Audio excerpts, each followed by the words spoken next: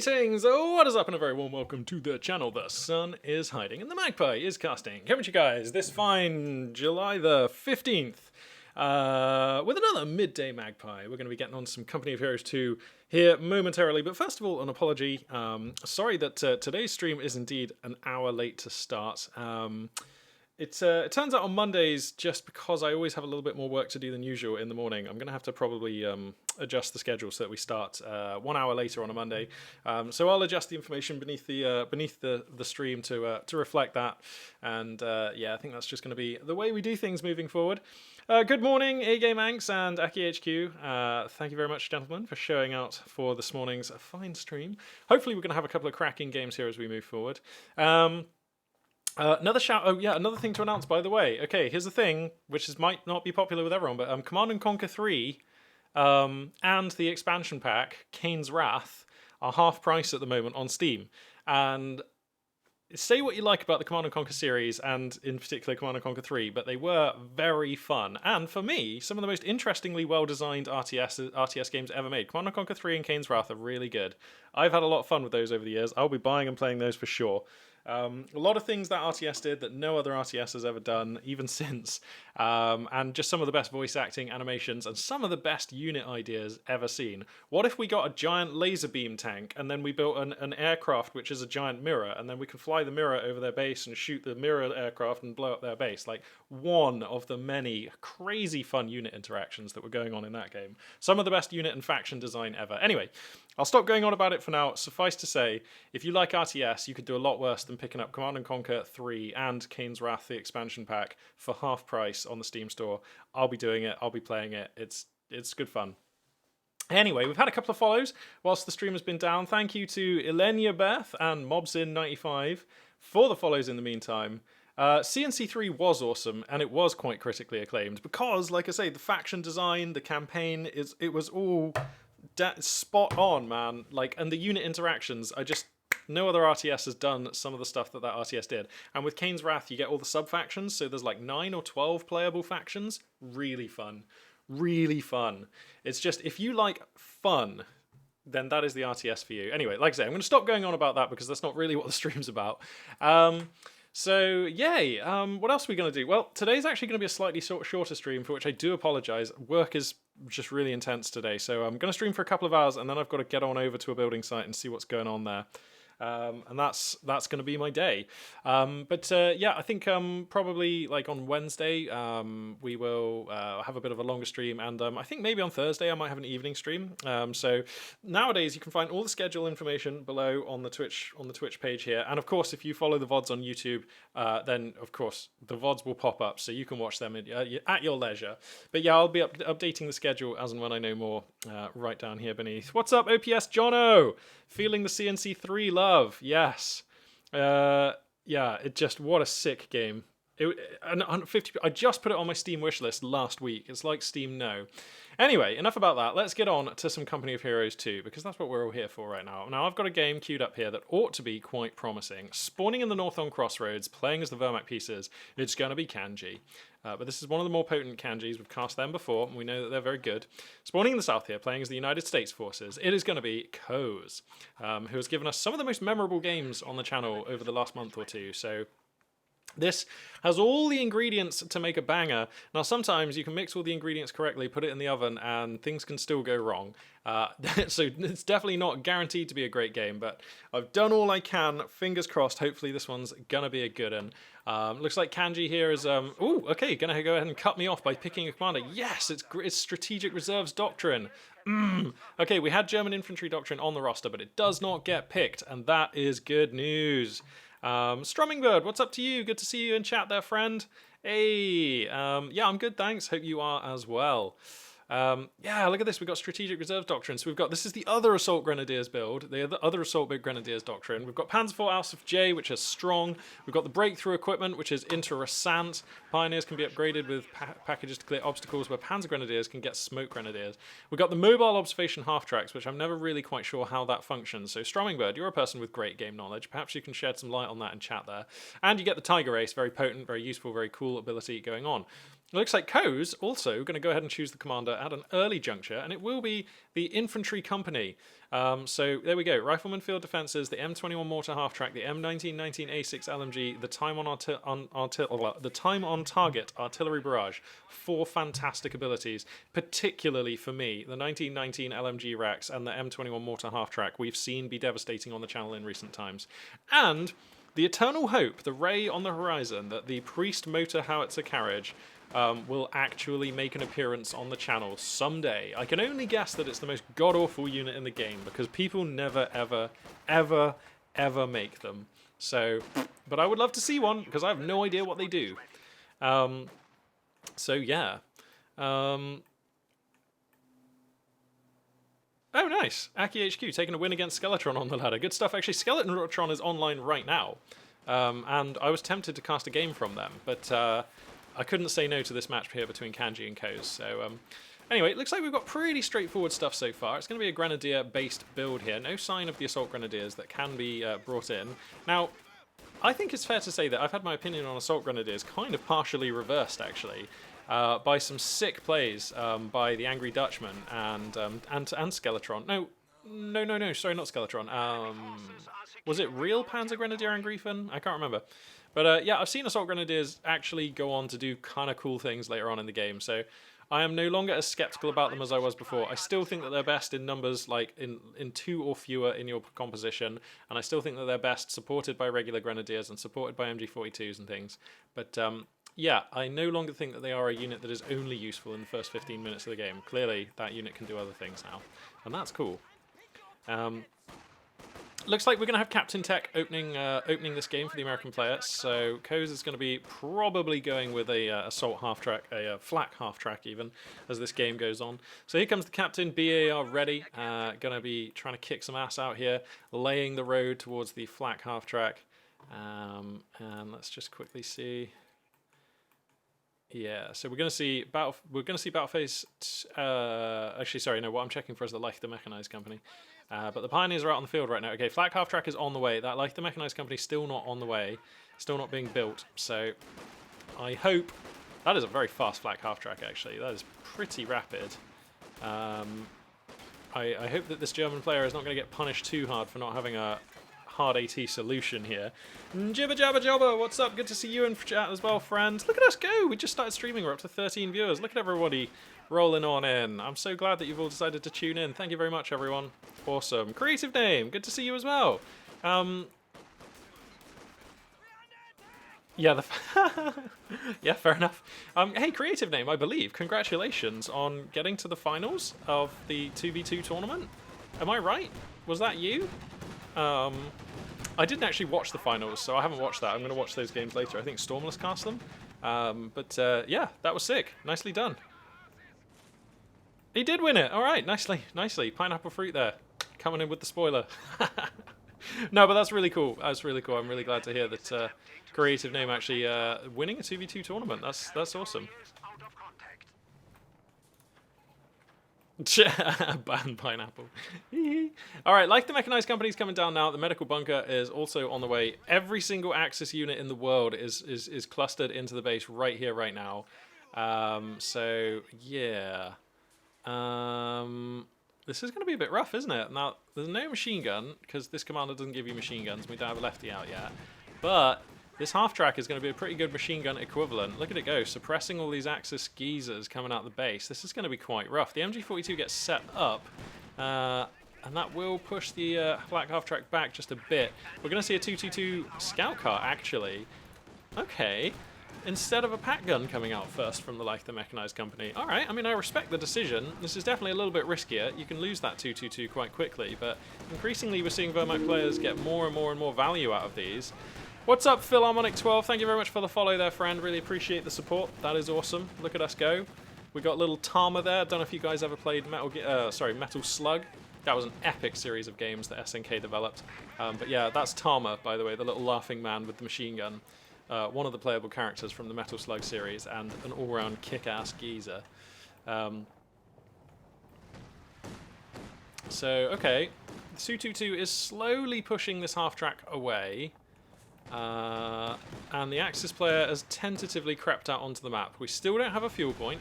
We still don't have a victory point. So this is getting worrisome for the Axis player. Mines here, so that's the rifleman field defense. Is going to blow apart some of those. Pioneers. So a really good way of capitalizing on a lot of forward field presence and map control early on is to seed that area with mines on your opponent's half of the map. And we're seeing Coes making full use of the infantry company benefits there. Going to be going into a pack howitzer next, which we've seen do a lot of work on the channel in recent times as well. Now, oh, the 222 a little far forward here. The flak half-track gets set up. The cannon is firing. The 222 has to respect that, and it's going to try and get out of here. Now, that looks like the AA half-track is going to give pursuit. The autocannon on the 222 is blazing, and there is now a pack gun in the roster. Going to get a nice hit on the AA half-track. The 222 diving back in, looking for the kill as the half-track scurries away. He's going to be getting some movement speed buff from these roads and will be able to exfiltrate safely. So a nice little respectful exchange between those two players. And now it seems like both players are actually going to get out of this with their light vehicles intact. But the problem is going to be this pack howitzer. It's going to start shelling the Axis position, which, because we're still very clustered in the base and on the doorstep of the base, those shells are probably going to have a pretty easy time finding good hits here. So that's pretty scary.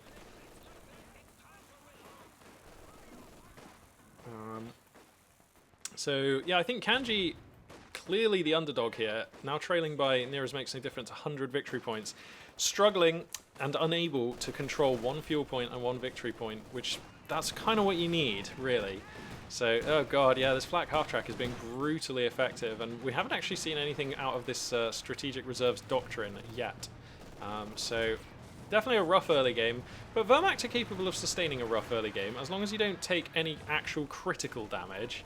And as long as he's able to soonish secure a victory point, which we're starting to see an attempt at here, then yeah, Wehrmacht can sustain that and then stabilize. And if there's a commander who can help you stabilize, it's definitely going to be anybody who's got a Tiger Ace. So that's pretty good. The 222 here is going to get destroyed. No, it's not. Sneaks away with a pixel of health. Wow. That 222 getting pretty lucky. Pioneer's there in the hood, so they should be able to repair it. 1919 LMGs are now popping up on these riflemen, though, so the DPS is going to get real. And this is how we often see 1919 LMG commanders get used. You just apply good early game pressure, take a nice forward position where you're forcing your opponent to fight just for access to the map, and then you can really abuse the DPS on the 1919 riflemen, and also the mines that you can build on your opponent's half of the map.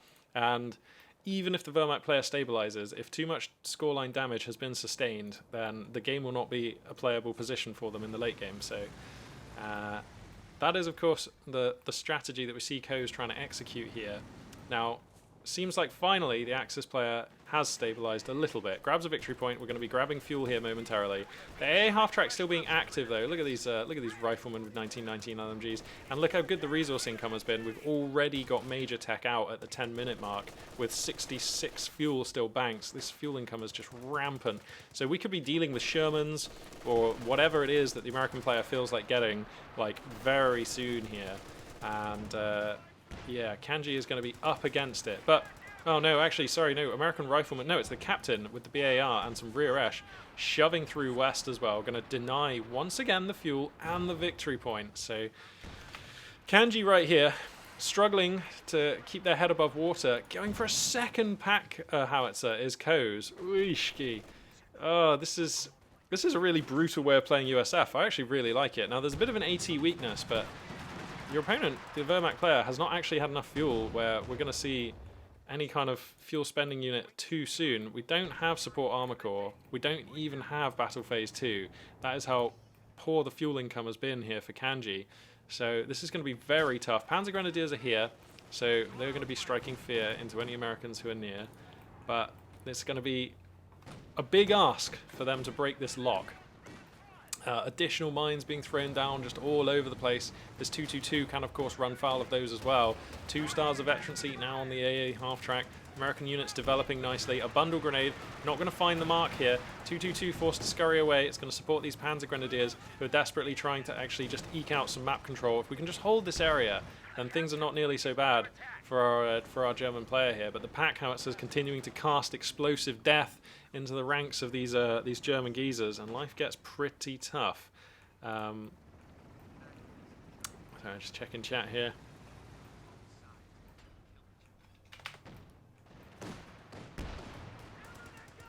God damn, I need to get better at checking chat. What I do sometimes, by the way... Oh my god, hang on though, this game is action-packed. We've got a Sherman coming out, the 222 in a pretty precarious location, the pack howitzers pounding these pioneers at the back. We've finally taken one of the VPs again, so stabilizing the bleed to some extent at 308. Still slow bleeding, but that's kind of okay for Wehrmacht at this stage in the game. And oh my god, these pack howitzers. They're just going to be doing so much damage. Eesh. Alright, he actually gets fuel. That is crucial. And microing these grenadiers relatively well. Where is the MG42 firing from? Okay, yeah, that's in a reasonable position as well. But now there's going to be a Sherman, and we've only got really one pack gun, so this Sherman puts the German player in a really tough spot here. But what I was kind of saying was... sometimes I actually watch back my casts, like a little bit if I have time. Like if I'm just eating dinner or something, I'll put on a cast. Because it's really good for me to watch the cast, and that way I can like make notes about what needs to improve and what I'm good at and bad at. And just, if you're not actually watching the material you're producing, like I think it's actually harder to get better. I can't spend too much time watching because I guess I'm just busy and, you know, I already know what happens in the stream. It's not like the games are exciting from that point of view. But one thing I've noticed that I need to work on is that sometimes people like comment really useful stuff and I just miss it in chat. I know I'm not going to catch every comment, but just be aware that I am working on my chat awareness and trying to be good at that. Alright, the Sherman here manages to get up on top of the pack gun. That is crucial. This is so terrible. Whoops. There's another pack gun on the queue here, but it's not going to be out in time to save this one, and with the demise of the first pack gun, that's really bad. This MG42 is here. Is he going to recrew it with the MG42? Can they even do that? No, because they get gibbed by high explosive shells on a Sherman. And now there's all this hardware here. Oh god, and the Sherman is just going to destroy those. So that is 2 hard squad losses. That is a lot of manpower that this Sherman is just eviscerated. And now the fuel and the victory point falling back into American hands. And Ko's executing really well here, using a commander that is ferocious in the early stages of the game. This American infantry doctrine. And yeah, going to be getting a really good position and just not letting go. This is relentless, ruthless, murdering play. Somehow we've actually got the munitions for 3 LMG-42s on these grenadiers, so they are actually able to shove back American infantry, which is nice. Pack gun is here, and the 222 gonna make a spirited attempt at flustering this Sherman, but obviously can't really compete with that kind of tonnage. So yeah, that's problems. Magpie strats. Queuing a pack with an MG. Oh, God. Okay, I was reading chat and then the game ended. Well, that was a one-sided murder fest. Ko's executing beautifully. And you know what? I'm okay with having caught a game like this. I'm okay with watching games like that. I still learned a lot about American infantry doctrine and how to brutalize an opponent with 1919 LMGs on Crossroads. That was sick. Ko's had a plan, executed correctly, and the rest is history. That was brutal. So there we go. Got a non. Welcome aboard, friend. Good to see you there in chat. Not sure that I've seen you before, but welcome aboard. We're going to be jumping into another live game to cast here. Let's see what we got. We've got Rajan and I Am Nice Person. We've got, what is this? This is the same Kanji who we just saw get beat down versus Bruce. Oh, man, there were like a load of good players playing just now. Hireling's reasonable, Happy Panther. No, I don't really know any of these players. Oh, man, there were a load of good players on when I checked half an hour ago, and they appear to have all stopped for lunch or something. Well, I guess we're just going to jump into the top-rated one here. Take a chance on a couple of new players. Rajan and I Am Nice Person. So let's see what happens here. If OKW... Oh, there's a lot of talk about OKW versus Wehrmacht balance at the moment. And it's fantastic they're actually getting to have these discussions, because for the longest time... Sorry, I'm just looking at these alerts. Wow, there's loads. Thanks for the follow there, Jay Candon in chat. Nice to see you there, friend. Appreciate the support. But yeah, it's nice that we can have these conversations, because for the longest time, OKW has just been the best, like, Wehrmacht faction. The best Axis faction. And Wehrmacht have been, like, pretty dicey. But now, it seems like OKW are actually probably less well-positioned in the meta, which feels nuts to say. But yeah, Wehrmacht are doing some strong stuff. And OKW can get exploited in various ways. And... I mean, we're seeing most games that I'm casting, the Axis player is playing as Wehrmacht now, so that tells you about what people think of the meta. A squad of pioneers has arrived. As I pour myself a cup of tea.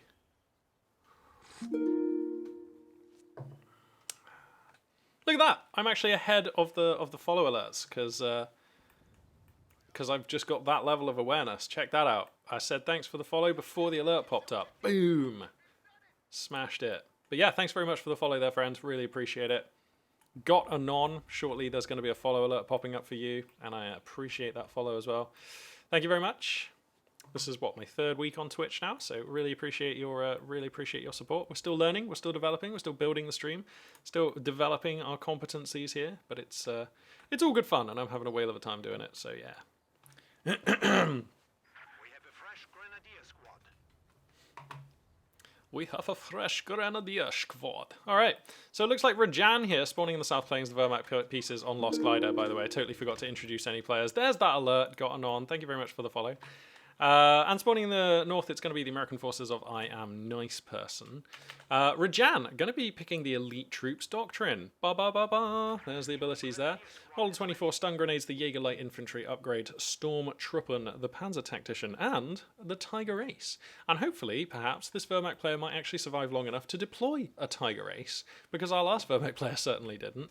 I Am Nice Person looks like has the choice of Infantry Company, Airborne Company, and Unrecognized American Commander in the middle. Urban Assault Company. Huh. Scratch his head. Oh! Yeah. So this is the Calliope and Rangers guy, who I always forget the name of. Yeah, okay. Well, I mean, I really want to see this commander, to be honest, because I feel like I haven't cast it very much. Urban Assault Kits. M4A3 Sherman Assault Package. Alright, well that seems to be a commander with a lot of interesting toys and abilities to add to the table. Yeah. And it's always nice to give Americans another way of accessing the Calliope, because Americans obviously are a faction that has only incredibly limited access to rocket artillery.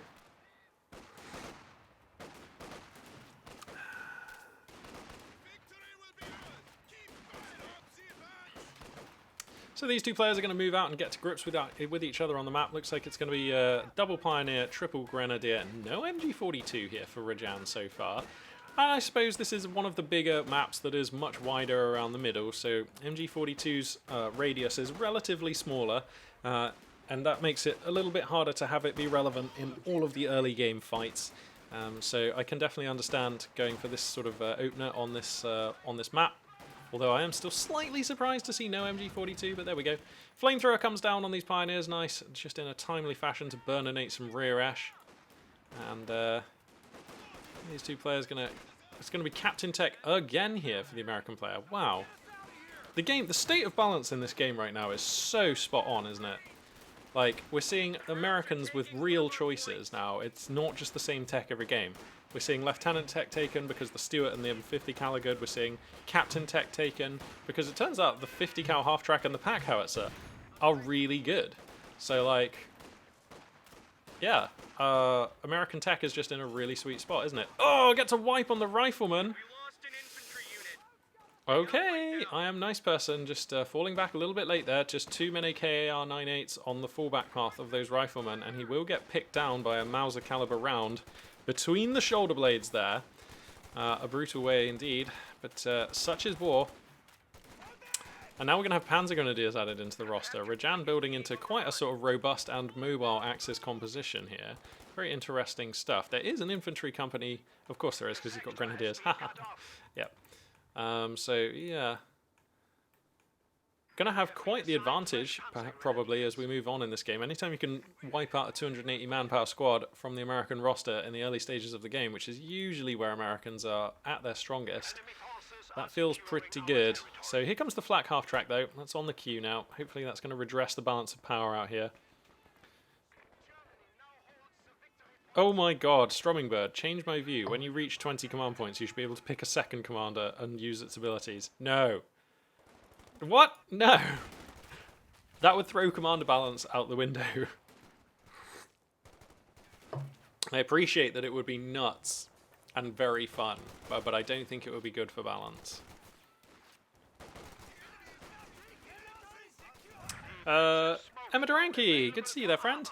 Yeah, it would be cool to see a sniper. We don't actually see too many snipers these days because snipers have been quite heavily nerfed since their sort of initial form in Company of Heroes 2.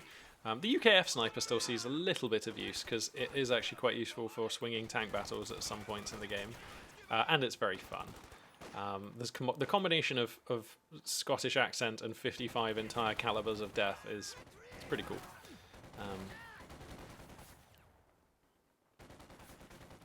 I'll tell you what, speaking of snipers, I know I've said this before, probably even recently on the channel, but like, I would love to see an OKW commander that gave you an OKW elite sniper that you could call in and use a sniper whilst playing as OKW. I've no idea what the rest of the commander would look like. I haven't thought about it, but just an OKW commander where you could call in a sniper would be really fun, like elite sniper or something. Like he comes in on 1-star veterancy or something fun.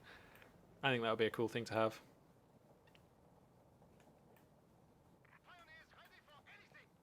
Yeah, UKF Sniper is probably the least used. Alright, fair enough, creative name. Got the superior game knowledge on me there. I guess I just like him the most. So what's the most used sniper then? Vermax for sure, right? Because I feel like... I guess we do see quite a lot of Soviet snipers, but I always wish that we didn't, because when Soviet players open Special Rifle Command and then go into Marksman, almost always those games look really bad, so I don't think it's a good thing to be doing.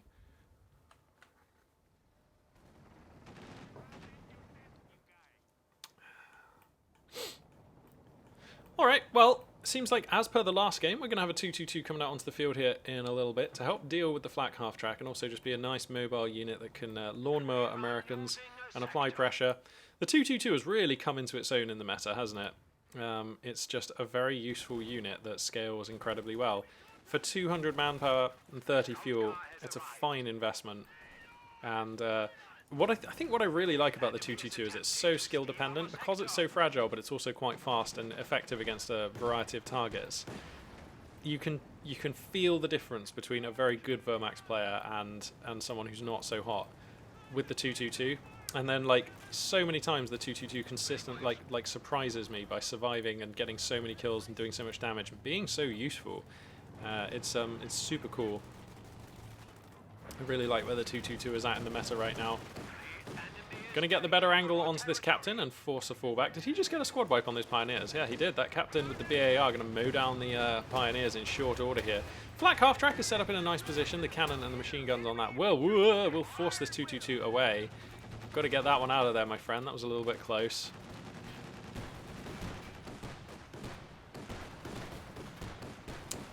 I wonder if I can open up a... Can I open up a chat window here? Hang on a second. Toolbars. Docs. Can I get a chat doc over here? We have casualties. That would be useful. Because one of the problems with chat is, it's all the way down on this screen over here, and it's quite a small screen. So, if I can get chat onto this screen here, that would actually be better. So we're going to try using this little chat doc that I've got open here.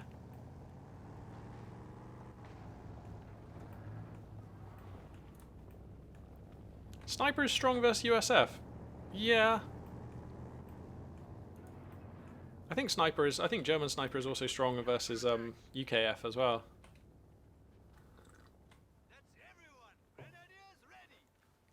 Oh, now that's an interesting idea, Bird, as if you spent your CP to unlock abilities and it was a more choice-based system as the game went on. I like that, because one of the disadvantages of Company of Heroes 2 is that once you pick a commander, you are very much locked into that. There's no flexibility, there's no player choice, there's no decision-making. And at its core, that is what RTS is. That's the most interesting part of RTS, isn't it? Watching players make decisions. It's all about promoting and allowing players to make interesting and meaningful decisions. And yeah, at the moment, when it comes to commanders, the decision-making is all in just the choice of commander. And after that, you're locked in, really. So that's an interesting suggestion there. Yeah. And then A-Game makes the valid point that if you did have to put things like that, players would quickly figure out or solve the meta, and it would be a nightmare to balance. But I think if you could balance it correctly, and if you designed the commander system around that, then there's definitely scope for that to function. I often thought, actually, because when the game was first released, a lot of the commanders were just like reshuffles of a sort of generic pool of abilities. So there were like maybe 6 or 10 Wehrmacht commanders, or 6 or 10, maybe even more, Soviet commanders in the game on release. And I actually thought that the game should have given you like some choice just to be able to make a commander and then pick from a generic pool of abilities which ones you want. Now I appreciate in the current state of Company of Heroes 2 and in the state even when it released, like people would just figure out what the winning combinations were, and there might not even be that many, and like solve the system. So it might sound great and then lead to less variety and more predictable games. I understand that, but it's still. I would like there to be more customization or choice when it comes to the commander system somehow, and perhaps for Company of Heroes 3 we will be able to see that. Paratroopers are in the roster, by the way. 1919 LMG is going to be blazing. Panzer Grenadiers are also here with the Panzerschreck upgrade done on them, so they got some nice shots into the AA half track, forced it away just now. It has since repaired. Reinforcements in. Getting hit. Got orders coming. Stick with me and you might just make it. Oh, this is way easier to monitor chat with it on this screen, actually. I'm really liking this. Can I dock it in here? Is there a way to, like... Can I make this bigger? Oh, yeah. Oh, that's hench. Oh, man. Yes. Okay, now I've got chat in a really useful position. Oh. How's it taking me this long to figure this out? The commanders right now... No, the commander system right now... I mean, for the system that we have in Company of Heroes 2, the commanders are pretty well tuned for it. Every faction has several decent commanders which offer a variety of playstyles, and I think that for each faction there are at least one commander which is good in each stage of the game, and several all-round commanders, and crucially for me, because I think they're the most interesting, several transformational commanders which really like enable lines of play or styles or compositions which you just can't access otherwise. Like, the best examples are, like, Ostrapan commanders for Wehrmacht. They're, like, super transformational. I know they're not good in the meta right now, but, like, the Partisan Tactics commander for Soviets, and, like, any of the Panzer Fusilier commanders for OKW. Just stuff that lets you, like, just play in a completely different way. I really like those.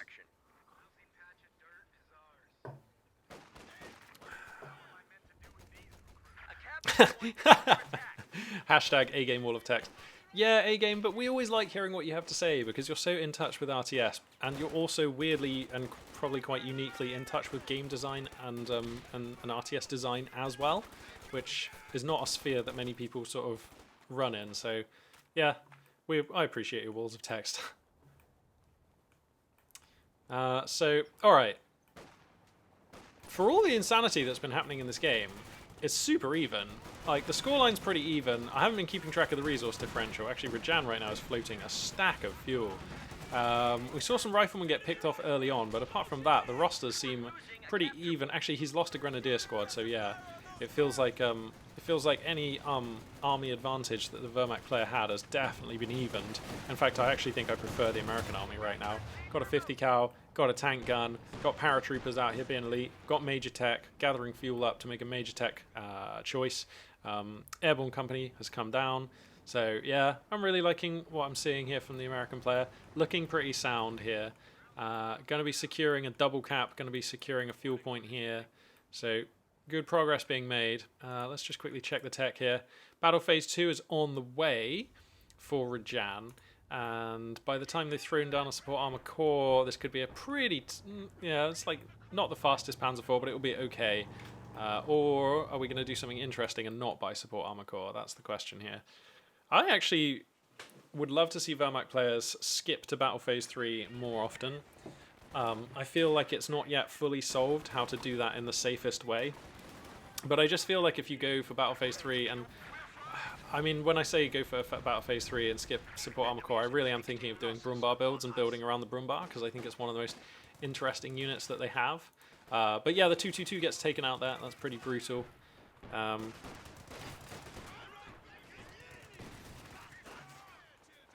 Yeah. I don't know. I just think the Brumbar is so cool. Datton! There you are, buddy. Welcome, friend. Good to see you.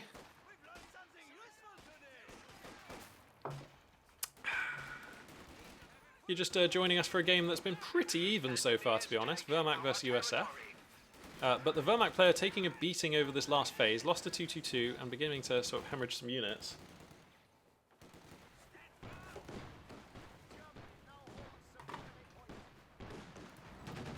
needs to do something to redress the balance of power out here. Scott Motor Carriage is going to be the first choice out of the major tech. Well, this I did not expect.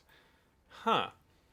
No, actually, no. We cast one. This is the second game of the day. In the first game, the Wehrmacht player picked Strategic Reserves Doctrine, but got beaten down by Coes playing infantry company. Like, just got beaten down before we got to really see what they were planning to do with the commander. It was like pretty one-sided. It was actually a really nice game to watch, though. The execution from Coes was very tight.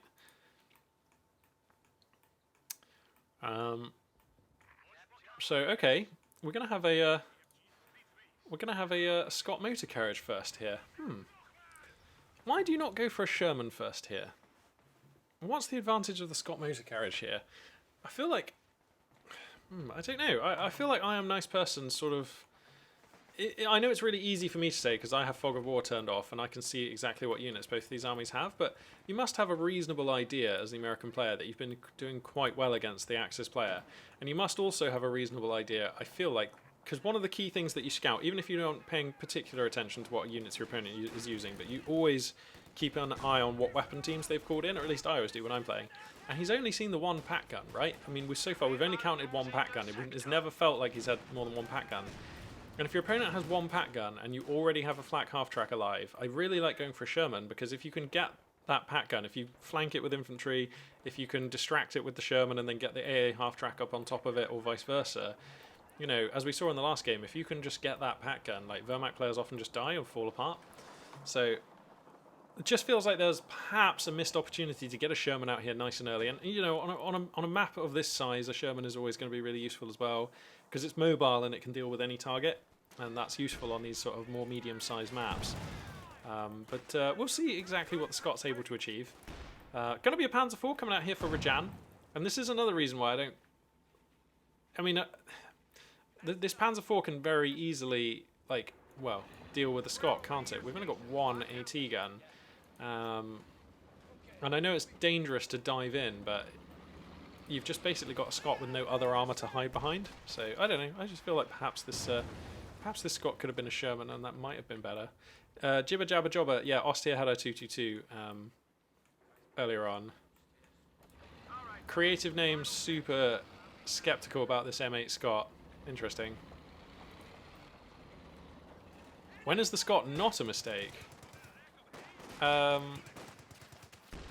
I mean, plenty of times. We've seen the Scott devastate. We've seen double Scott go up to double 3-star vet and, like, rinse players. It's a super useful source of manpower bleed, as well as it's just able to wipe squads and just, like, check your opponent's awareness. And in longer games where players get exhausted and you can't be everywhere all the time, like when you're playing against Wehrmacht with their 4-man squads, like Scots can and will hoover up squads. Yeah, we've seen Scots be pretty good, and they're affordable too. So I think the Scots fine. Yeah, Datton pointing out that they are a great source of smoke. They're one of the only units that can put down a smoke barrage whilst running away, which is like pretty useful, or repositioning at any extent. Wow, it's going to be a Jackson next. Okay. Wow, I Am Nice Person taking a fairly idiosyncratic and unique take to fuel spending for USF, certainly when it comes to major tech choices. Oh dear, this captain in a pretty bad place, probably going to get the fallback in time here. G43s on the Panzer Grenadiers doing a lot of damage. Storm Pioneers with the MP4, sorry, Stormtroopers with the MP40s blazing away. Oh dear, these Panzer Grenadiers also in a bad way, have to run through the arc of it. Oh no, sorry, the 50 cal is facing west. Alright, so the Panzer Grenadiers, one of them is going to drop a Shrek. That's annoying for the Axis player. Oh, and he's not able to retrieve it. That means that Shrek would probably fall into American hands here. That's a shame for Rajan here. So both players feeling the stress right now, very flustered. Some very tight fights here, close moments for both players. But it seems like the Wehrmacht player Rajan just about coming out as the underdog here. Trailing now in the scoreline and still bleeding out and having a difficulty finding a way to engage properly into this American roster. And it is difficult too. You know, between the Scott, the AA half-track, and the great core infantry with machine gun and anti-tank support, it's difficult to find a weakness in this roster. And I think that's only going to get harder, because now we've got a Jackson here, and that is going to make the life of this Panzer IV rather more precarious. And as well, of course, the Jackson is quite a good insurance policy against future heavy tank choices, such as the prospect here of this Tiger tank. And I am nice person. You have to feel like probably does know that there's going to be a Tiger tank coming. Probably has been able to identify from the G43s that we've seen so far and the stun grenades that they're up against the elite troops doctrine. Nice kill on the AA half track here. Panzer IV is going to get that one done, but obviously it's not worth it if it's a trade. Now the Jackson is stalking. He's going to round this building and have one more shot. No, he turns too soon. Oh, he screws up the micro. Oh, that's such a shame. Wow, he's actually going to pursue? Oh, this is ballsy. Mate, chucking a Jackson into fog of war, takes an attack ground round. That's a little bit desperate there. Doesn't get it. Not going to get punished too hard for it either, though, so that's fine. That was just a miss micro. If he'd have just kept coming and then turned around the edge of the building, he would have definitely had a shot with line of sight into the rear armor of a fleeing, very low health Panzer IV. But just turned the Jackson a little bit too early here and lost that opportunity. Not the end of the world, though, because we've still got the Axis player on the back foot, and American forces are still pushing forwards, even crucially grabbing this cutoff as well. So paratroopers doing work out here. Wow, this entire wall has been crumbled. Look at that. And whoa, these grenadiers, how did they get this angle? They actually fluster an AT gun and get up on top of the Scott. The 50 cal desperately pivots to acquire them, and it will. Ooh, now they have to fall back into the arc of the 50 cal, into the most dangerous part of its cone here. Actually seemingly not taking too much damage, so that's okay. And oh dear, Rajan here up against it. Now the Panzer IV is being repaired, and there's going to be an Ostwind joining it here in a second. And throughout all of that, somehow not losing any of these squads. So Rajan will have another opportunity here to take another bite at this apple, but it's gonna be rough. Gonna be rough. Oh god, the Scott. Now that there is the appropriate support for the Scott in terms of like this Jackson, basically, this Scott is looking pretty smart. God. And I think that Scots are disproportionately powerful against Ost here as well, because, or Wehrmacht, because they just have the smaller squads and they're more dependent on weapon teams, and so a Scot will naturally do better against a faction that's designed that way. So okay, Panzer IV comes out here, takes a little bit of damage. Was that off of a Scot hit? Surely not. Looks like the Jackson going to reposition to try and... Oh, he's going to get snared up on the Scot a bit though. We need to move this Scot, it's in the way. Was that the Panzerschreck? Yeah, the Panzerschreck is on the rear Esch and is being used against this Panzer IV, so a touch awkward there for the Axis player. That's actually going to force back the Axis medium. Bundle grenade comes down onto the paratroopers. They're going to be forced out and have to retreat. But that's okay for the American player. Oh god, and whoops, this Scot here just still casting shots in there. Connex, welcome friend. Good to see you in chat, friend. And, oh my god, okay. I mean, the Panzer Grenadiers, they desperately want to take this shot. Oh, but they're not going to get to. They've still only got one Shrek as well, actually. Okay, they get one hit on the Scot, but Jesus, the Scot is actually just kiting them a treat. Now the Ostwind is here, though. Oh no, but the Jackson's getting the better end of that one. And the AT gun, that'll be a dead Ostwind then. There's no way out. Sorry, bro. Well, obviously that was a really bad Ostwind. And this is a Wehrmacht player who can ill afford to be hemorrhaging resources right now, has not had the best fuel income through the last phases of play, and this is rough. Now there's a Sherman coming, and you have to feel like between the Sherman and the Jackson with the AT gun and the great core infantry, I Am Nice Person is poised here to take a pretty decent win. Somehow, Grenadiers are going to cap mid. How about that? Getting Rajan off the clock. But look at the top left, look at the top right. He actually cancels the Sherman and goes for another Scot. I don't like that. I think we do want a Sherman.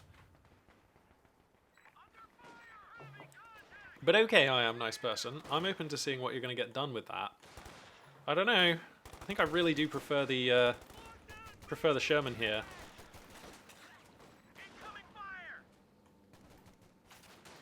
Do you ever go Ostwind when you know the opponent has a Jackson? Yeah, I've seen it here and there as a way of countering the rocket strafe, and you just keep the Ostwind out of the Jackson's way and just use it to limit the effectiveness of this goddamn rocket strafe. And to be fair, I Am Nice Person is stacking so many munitions. Ooh, Captain on the chopping block here. G43's blazing. Are we going to get him? Oh, that's unlucky for Rajan. That was unlucky. But yeah, we do see Ostwind as a way of actually being an anti-air unit, and it can also, whilst doing that, it can also simultaneously police your backfield, so like, there are ways of using it, but I agree with you. It's rough to use it against a Jackson, and it's rough to micro it out onto the map when there's a Jackson about. So, yeah, that happened there. G43s probably should have chased. Yeah, you're right, Varkson. Varkson. Are you new to chat? Welcome aboard, friend. I don't know, a lot of new names popping up, and my memory of names not the best, but good to see that. Alright, so American forces making another push onto the Axis doorstep here. There are some American forces active in east as well, chewing up ground, so that's nice. Jackson going to come forward here. The pack gun gets taken out, which is crucial. The Panzer IV hiding behind a building here, but the Jackson comes forward to acquire it, and it will. But it's trading evenly here, which is usually bad for the Jackson, so it has to give way. Pack gun gets recruited, and that will force the Jackson back for now. And I wonder if I Am Nice Person isn't trying to force the issue a little bit too much here. Because the German forces are still making progress on the flanks. Now these Grenadiers kind of come into the church here. They're going to pin down this AT gun. The 50 cal also has to move. The 2 Scots, that's the appropriate counter. Yeah. That'll take care of Grenadiers in a building. There we go.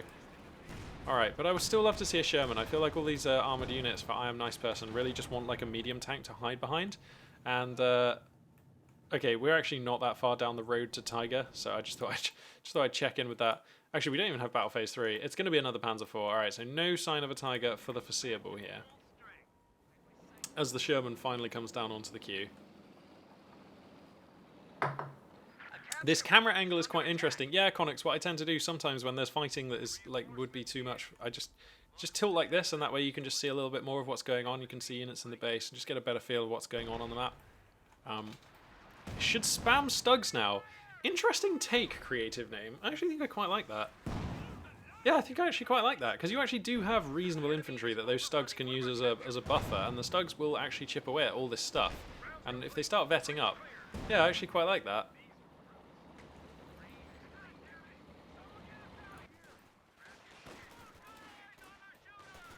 Alright, here comes the Sherman.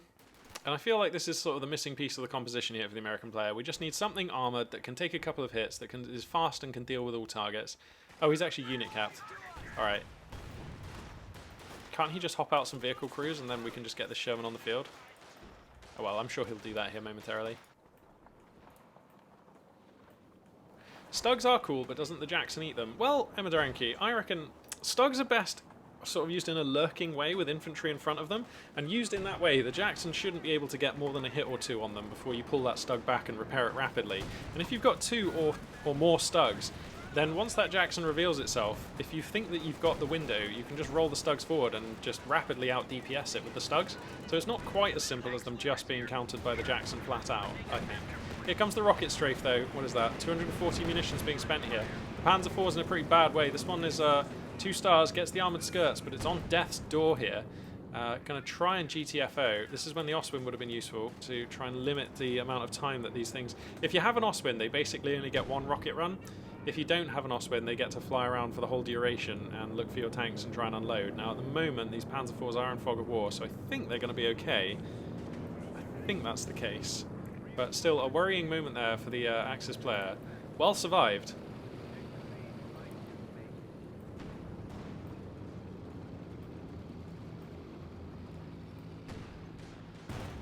Yeah. I mean, going for the Stugs is undoubtedly risky, but we're playing a low-income game here for the Wehrmacht player. Like, this has been a low-ish fuel income game, and Stugs do feed into that plan because they are affordable, so it is somewhat appealing. I don't know, if you can get those Stugs to 2 stars of veterancy as well, then they're actually pretty hardy. Anyway, Panzer Grenadiers get up into a nice building to threaten this Scot here. Why are they not taking shots? Are there no windows on this side of the building? Oh yeah, there are windows, alright. Alright, well the Scots are going to get out of jail free here. That's pretty lucky for them. No Panzer Schreck's going to connect. Yeah, he's got Panzer attack, so he can just pull back with the Stugs if they get threatened. And, alright. Oh no, the Scots here taking a terrible toll on these Panzer Grenadiers, and I feel like Rajan is just fighting an uphill battle here. American forces going to go for the triple cap, and they probably will get it. They're going to try and deny fuel as well. Pardon me, the Panzer IV is actually not being repaired, one of these Panzer IVs, so that's going to be a long time before that one cycles back onto frontline service. What is this, a Panzerfaust managed to connect? Yeah, Panzerfaust manages to connect onto the Jacksons. That's nice, but I mean, Panzerfausts are less value against American forces because they can just hop out with their vehicle crews and fix them so quick. So that one will probably be fighting fit sooner rather than later. Now this Panzer IV is going to be used to police the flanks, but there's actually an M1AT gun to stop this. Oh no, he even gets tagged by the anti-vehicle rifle grenade. Oh yikes, and these rear Ash have got the Panzerschrecks. Or they've got one Panzerschreck and a Zook. So that's probably the end of this Panzer IV. The Panzerschreck will take that one out. Oh yikes. And this AT gun is here waiting, and yeah, Rajan sees the writing on the wall. That was a rough game that was only getting rougher, and that is 2 stories of American oppression and victory that we've seen here, just shutting down the Axis player and riding that advantage to victory. Look at us go up to 30 viewers. Hey everybody, thanks very much for tuning in as I pour myself another little cup of jasmine tea here. Really appreciate the support. Everybody's showing out on this Monday afternoon. I'm feeling it. All right, let's jump into another game. So far, we've seen 2 relatively one-sided games. Coes versus Caesar. We've got some OKW. It's on Faymanville. That's a no-brainer for me. I'm just clicking observe. We are clicking to class that one immediately. Hey, Elpern! Welcome to chat, friend. Have I seen you around here? I cast your games all the time. Well, I say all the time. From time to time, anyway. Nice to see you in chat, friend.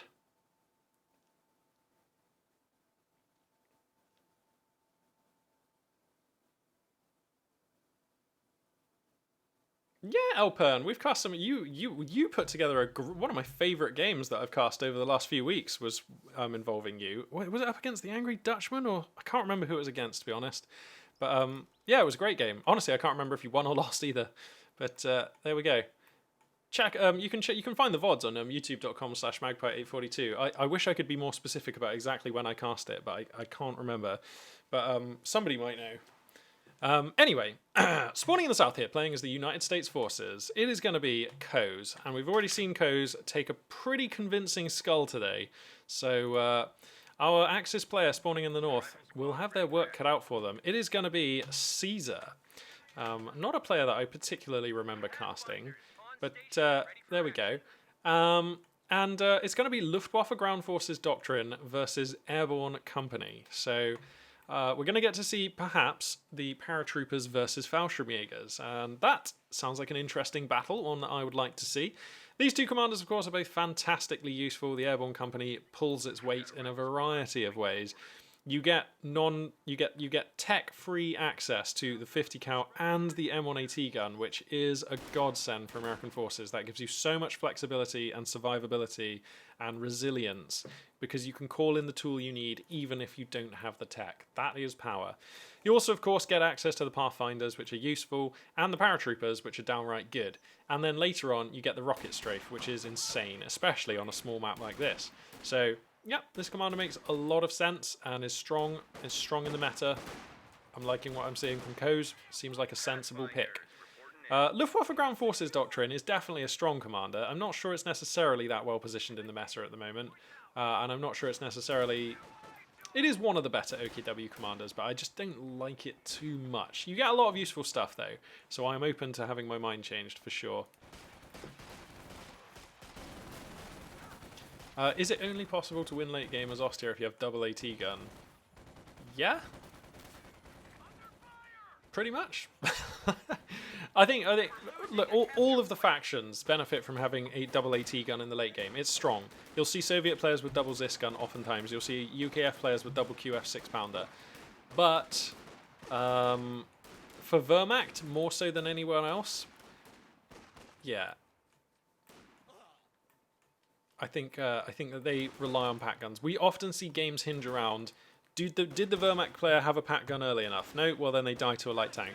Did the Wehrmacht player lose their pack gun because a medium tank got up on top of it and took it out? Well, no. Then, Wehrmacht games are decided by were the pack guns correct, present at the right times in the game? Were they in the right position? Did they get caught out and destroyed? Like that decides the life of Wehrmacht players, like in a lot of games. So. Yeah, double AT gun for Wehrmacht in the late game is... but I don't think that's a liability. Wehrmacht get the pack gun. It's like probably still my favourite AT gun just because the target weak point ability is great. And it's just an AT gun that has fantastic like stats in terms of penetration and accuracy anyway. So I'm okay with Wehrmacht players needing 2 pack guns. I think that should be fine. And I mean, Wehrmacht is the weapon team faction, right? More so than any other faction. Wehrmacht team are like built, balanced around having weapon teams. So, yeah. Fouls are everything you need as OKW. With fouls, you can skip Lukes even. Yeah, sure, I buy that. I mean, they're not everything you need, right? They don't have Faust nowadays, so you do need like some AT, some Kettenwerfers or something going on. But I appreciate the fouls are really strong. We're not seeing them right now though. It's quad Volksgrenadier for now, and it's going to be quad Volksgrenadier into the Pathfinders. So this is like the Jaeger Light Infantry Squad with the G43 upgrade. This is kind of a sniper-ish, like it'll one-hit models that are 75% health or below, I believe, the Springfield rifle. So those guys do have some spice. They can definitely bust some Axis skulls, contribute meaningful damage, and vet up as the game goes on. They also have some useful support abilities with the setup beacon ability that they have. So keep an eye on those Pathfinders. They're quite expensive, mind. 290 manpower, more expensive than a rifleman squad, which if I'm honest, I feel like Coase would probably rather have right now, at least in my opinion. Quad Volks is a lot of muscle, and you've only got 2 rifleman squad that can really sort of sit and trade with Volks Grenadiers. You don't really, I mean, Rear Ash aren't really contributing, and your Pathfinders, you don't really want them to be taking the fire, so the composition right now for Coase, fragile, but he can expand it in a lot of ways that are going to solve that, and we'll see where he decides to take it. But we're getting taxed on manpower a little bit here. Caesar's Volksgrenadiers are doing quite well. Tactical point being captured. About fucking time. We're on the hook over here. Target Krauts are captured. taking one of our points. Got a captain hitting the field. All right, Captain Tech. There we go. All right, so that's going to help We are available for paradrop. just by being a sort of rifleman squad analog, but that's going to help a lot. Wow, American players are really embracing Captain Tech, aren't they? I mean, I know that out of 3 games we've cast today, which have all been USF games, we've had 3 captains, and that's a small sample size. But even over the last couple of weeks, we've seen American players really embracing Captain Tech. So that's interesting. Enemy is overrunning one of our capture I'm glad to see it, to be honest. The AA half-track is a fun unit to cast. It's a fun unit to watch. It's fast, it has high DPS, but it's also fragile, and it has, like, weird... You know, you have to, like, reverse it at your opponent. I think it's a more exciting unit to have on the field than the Stuart Light Tank, because that's just a more understood sort of low explosive output. The AA half-track can do explosive damage. Woof! Getting a good mine hit there on these riflemen. They will escape. No Germans on the fallback path to get the final shot into that squad, but that's a close moment there for Coase, who is having a much harder time against this OKW player than they were against the Wehrmacht player earlier. Having said that, though, if we crack the tack, we can see American forces are winning the day at the moment, pushing forwards into the north side of the map. Going to be going for the fuel point here, which is meaningful. Having said that, though, Caesar is going to be able to maintain control over at least one fuel point by connecting this one up. Creative name would rather have Stuart against OKW. Yeah, in my heart of hearts, I'd rather have Stuart pretty much no matter the weather, because I actually find the Stuart easier to micro and a more dependable unit. But I do like seeing the flat half track, and I'm glad American players are realising its advantages and using it more. I think personally, I'm just more of a light tank player though. And the AA half track, as somebody who never plays USF, the AA half track would drive me insane with its like weird rearward facing gun and stuff. Going to be a Panzer II Luke's actually coming out here. Okay. We're seeing OKW players skip this more and more and more, but it is Mechanized Regiment, and it is going to be Panzer II. Oof, good stun grenade. Storm Pioneer is going to get up on top of these riflemen. They will have to fall back. Coase, yep, okay. 2-star Storm Pioneers, of course, do great damage at close range. That's when they get one of their biggest DPS buffs. And now STG is finishing up on these Volks as well. So yay, we're getting to see OKW do OKW things. That is nice. Now here comes the Panzer II creeping on into the top left of the screen here. And that's going to start lawnmowering Americans, and there's really no solution for that. Whoa, he gets a bit too close to those riflemen, but won't be punished for it yet. Of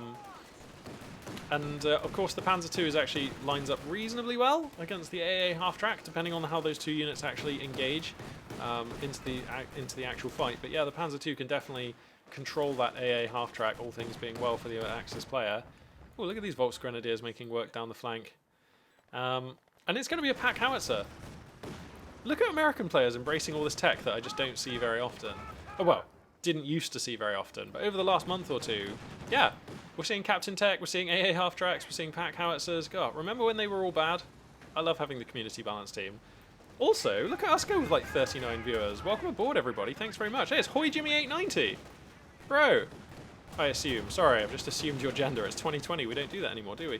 But nice to see you in chat there, Hoy Jimmy 890, and cast a fair few of your games over the last month as well. Always an interesting game. We do like casting you.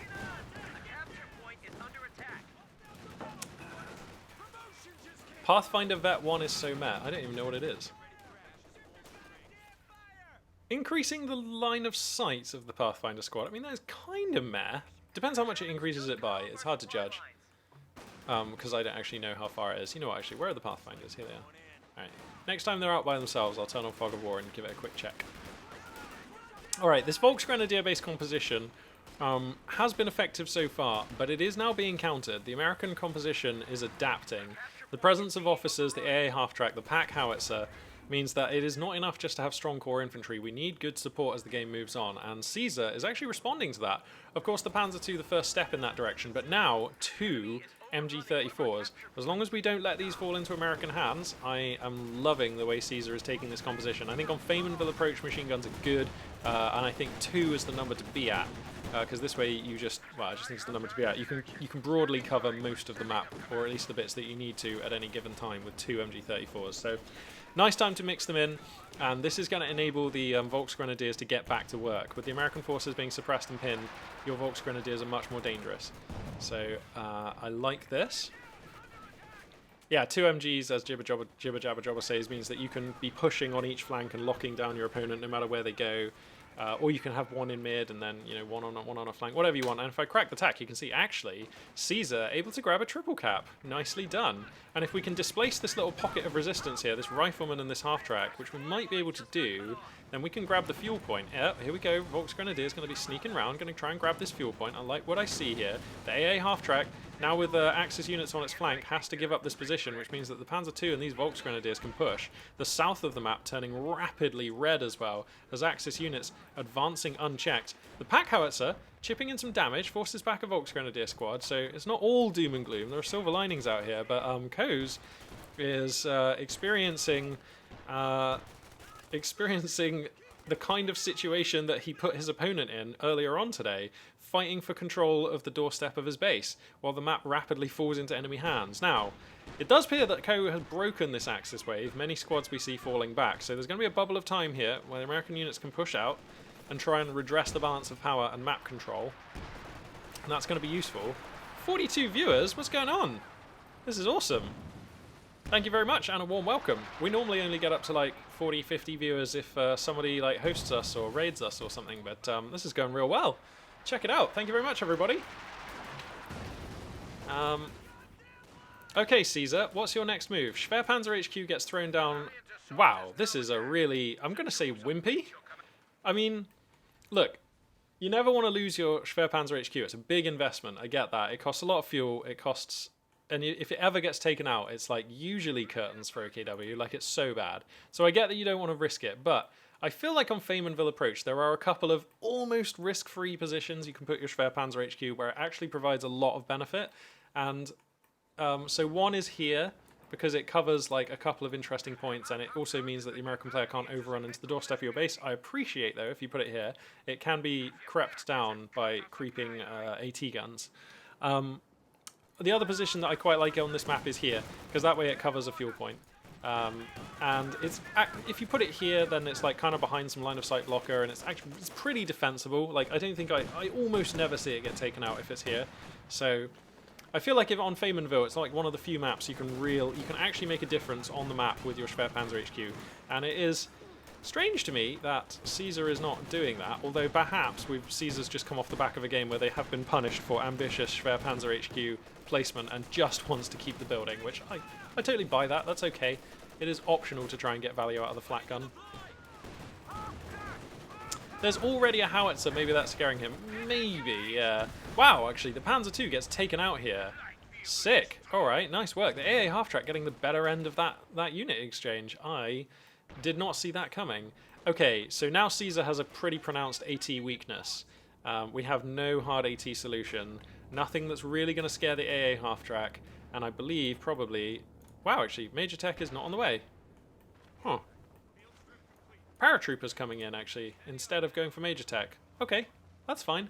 Probably Major Tech's going to be coming soon. Certainly we don't have enough fuel where we can take Major Tech and then take anything useful after. So, yeah, that would have been too early for Major Tech. Okay, alright, I get it. Koza's a better player than me. Fair enough.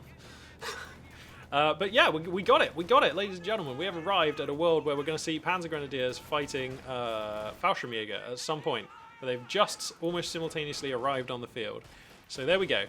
But I worry about going for I worry about going for the Fallschirmjägers because they don't have anything that can help you with the biggest problem, which is this AA half-track and any more American vehicles. We need a Kettenwerfer. We kind of really want to be going up to 2 Kettenwerfers at some point, but we definitely need 1 right now. So, oh no! Oh no, he loses the MG. The MG-34 gets crushed in the building. A little bit of a lack of attention there. Caesar starting to sustain some pretty important losses. First the Panzer II, now the MG-34. And are we in a world where that's gonna be game over? Because we've seen Koz, you give Koz the little bit of advantage and Koz will punish you for it. He will force you in your base and you will not be able to get back out. Koz is a confident American player. And I wonder if Caesar is losing a little bit too many units, losing too much value and losing too much might. We'll see. This half-track, though, is just going unanswered, though. This is my biggest worry. Oh, lag spike. There we go. When your opponent has a half-track that's going unanswered, like, can you really afford to, like, go for Fallschirmjägers? That just doesn't seem intuitive to me. So there we go. Of course, it's easy for me to level criticisms. I'm up here with no fog of war, and I've got all the time in the world to think about these choices, whereas these players are desperately trying to keep a billion plates spinning. Company of Heroes 2 is stressful, to say the least, to be playing. So, yeah. Battalion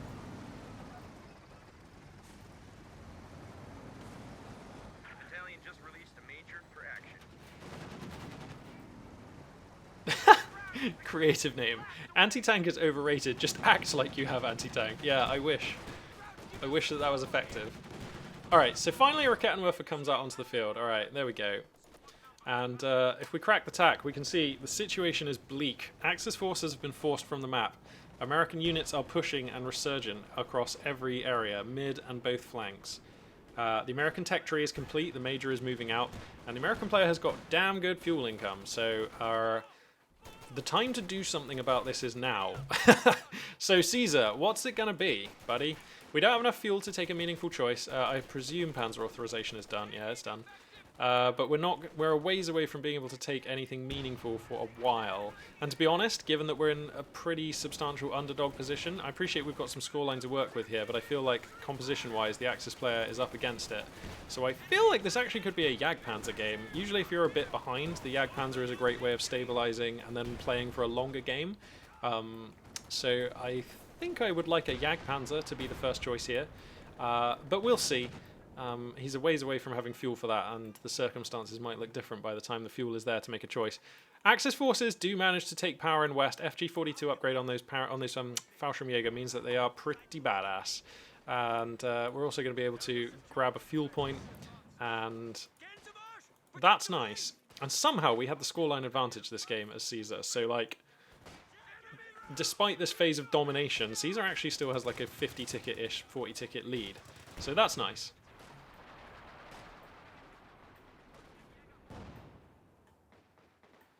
Yeah, Emma Duranke there with an interesting point about how, because Company of Heroes 2, you're making so many decisions and trying to micro so many things, how line of sight is so important. Because yeah, if you just have a little bit of extra warning so you can get all your units facing in the right direction and in the correct pieces of cover, and have your AT guns and machine guns, just all it takes is 2 or 3 or 4 seconds before your opponent comes out of fog of war. If you can just turn them all, then the fights look completely different.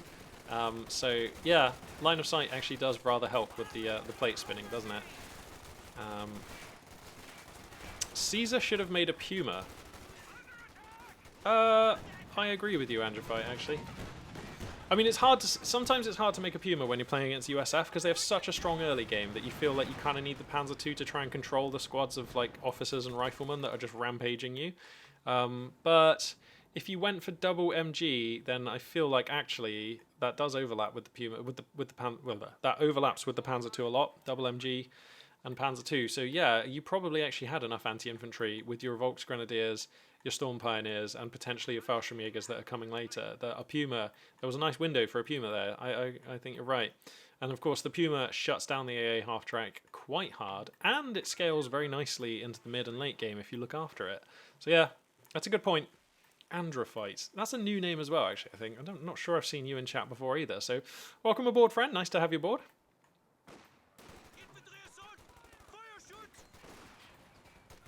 KO2 Micro is overrated. Play StarCraft. It's just different micro in the two games. Oh!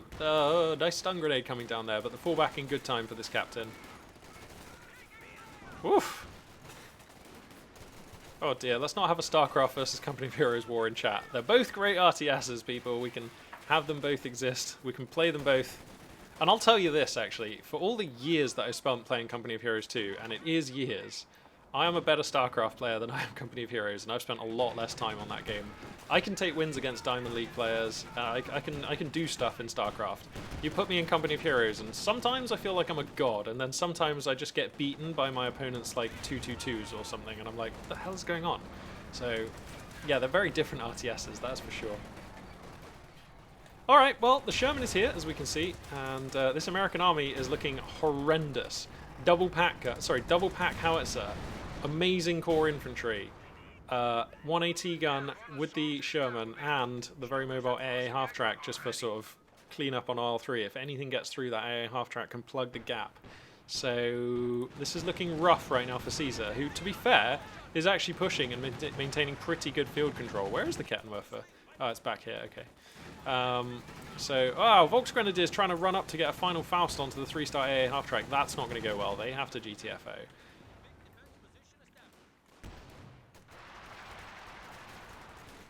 Yeah, stun grenades do 10 damage, basically nothing. That's true.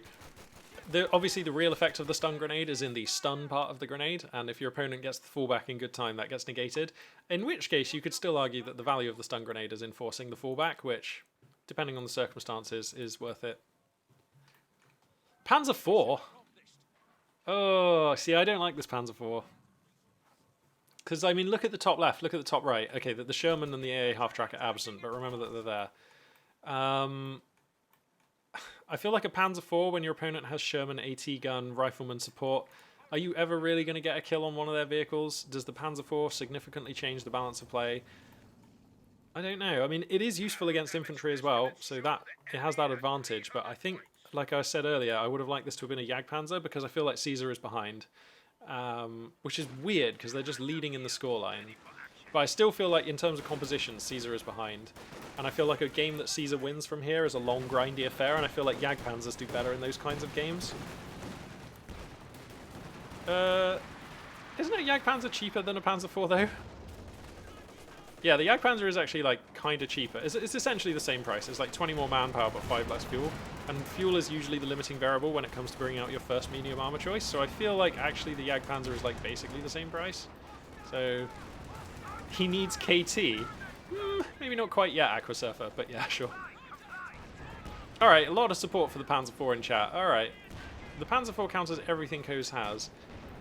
Yeah, but it's not about what Coase has. It's about the fact that Coase has just been, like, dominating in terms of fuel control, so he's about to have whatever he wants, and, like, as soon as there's a Jackson out, like, doesn't your Panzer IV just become a lot less good? Uh-oh. Oh, no, he's losing Volksgrenadiers. He loses 2 squads of Volksgrenadiers in a heartbeat. This is looking so rough for Caesar. That might be game-ending damage, to be honest. Now the triple cap is established, and will Coase ever be able to take map control again? Well, we'll see. Fallschirmjägers and Volksgrenadiers going to do their best out in West, but I mean, this is now the Sherman is here, and like Fallschirmjägers can't really touch tanks. We're going to build another Kettenwerfer. All right, okay. Certainly now that he's lost those 2 Volksgrenadiers, I like the Panzer IV better. I mean, yeah, because we just suddenly need the anti-infantry DPS again. So I grant you, the Panzer IV is more robust in terms of if you lose your core infantry, the Panzer IV can try and help.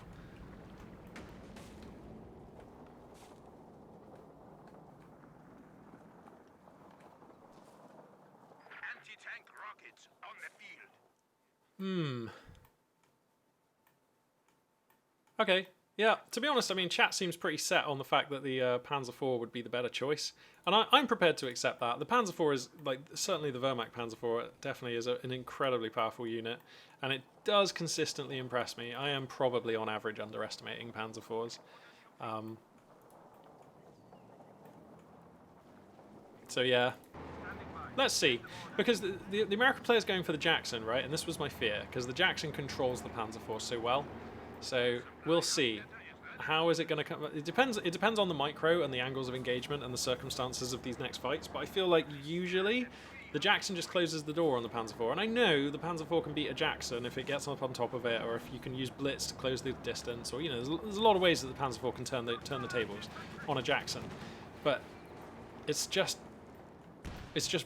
much more difficult to realise the value of a Panzer IV with a Jackson out. Suddenly the American player really kind of gets to dictate the terms of engagement, and that doesn't feel like a winning dynamic for me. But I could be wrong. Jackson here is actually going to come on in, immediately taking a hit from a well-positioned Kettenwerfer. Actually, both of them are out here. Trying to find some shots onto this Panzer IV, but rolls 2 misses, so a little unlucky there, perhaps for Coase. And look, all the Axis forces are trying to make this thing happen in north. The rest of the map blissfully in American control, and even if we win up here, is it going to be enough? Well, we are actually going to win. Panzer IV is being the tip of the spear here, the fer de lance, shoving forwards, and but is this enough damage? Is this actually, does Coase care about this? Not yet. We haven't wiped any units, and certainly we can let the Axis player just have this for a second and then close the pocket. So we'll see. Oh no! Oh, he lost his Storm Pioneers. Oh, Caesar. It's all falling apart, isn't it? Slowly but surely. And, Caesar is the underdog right now. We don't want to have to be spending our manpower replacing core infantry squads. So this is rough. I mean, there is a path to recovery here. Caesar is not defeated. Only now, still only 50 tickets behind in the scoreline. Oh my god, Shermans just sometimes just do that. Was that a pack howitzer hit as well? Where are the pack howies? Oh yeah, that was a pack howitzer hit as well. Okay, I think it was. Right, because that Sherman just like totally gibbed a Rakettenwerfer in like 1 hit. Yikes.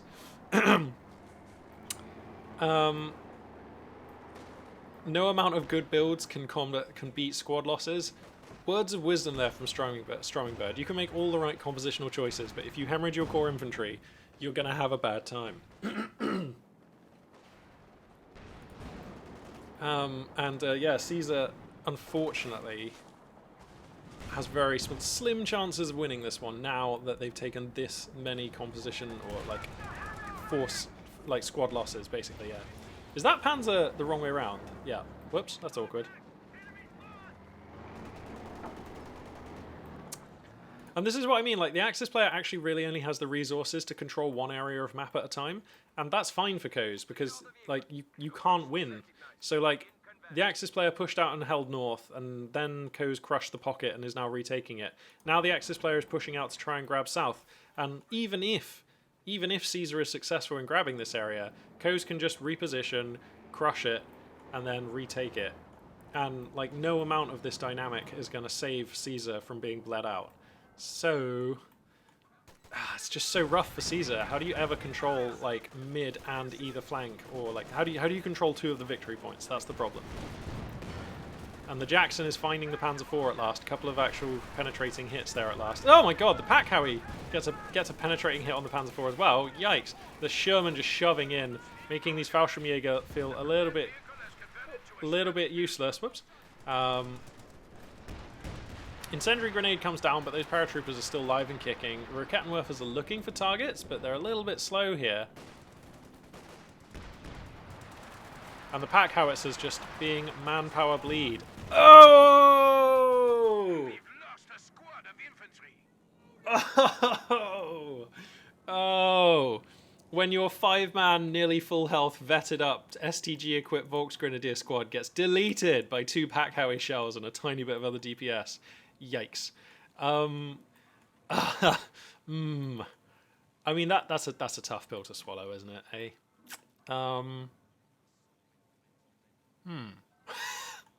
Yeah, I mean, you can have the unit awareness of a god, but 2 pack howie shells can always just creep in and wipe your squads.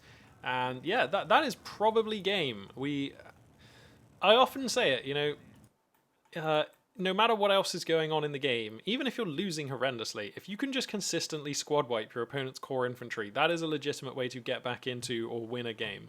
And certainly if you are ahead, as Coase has been for most of this game, wiping your opponent's core infantry is a damn good way of making sure you stay ahead. And stuck as a fuss. I like it. Why not? Why not? Why not? Sure. Why not? The pack howitzers are really good now, aren't they? For the longest time, this unit was just never seen because it was god-awful. And now they are one of the better indirect fire solutions in the game, aren't they? How much manpower do they actually cost if you want to just buy one? I've forgotten. 340. Yeah, that is appropriately costed. And 8 unit cap. So, you know, it's not like these guys aren't eating up resources. 16 unit cap between the pair of them. But they're delivering the goods in this game, that's for sure.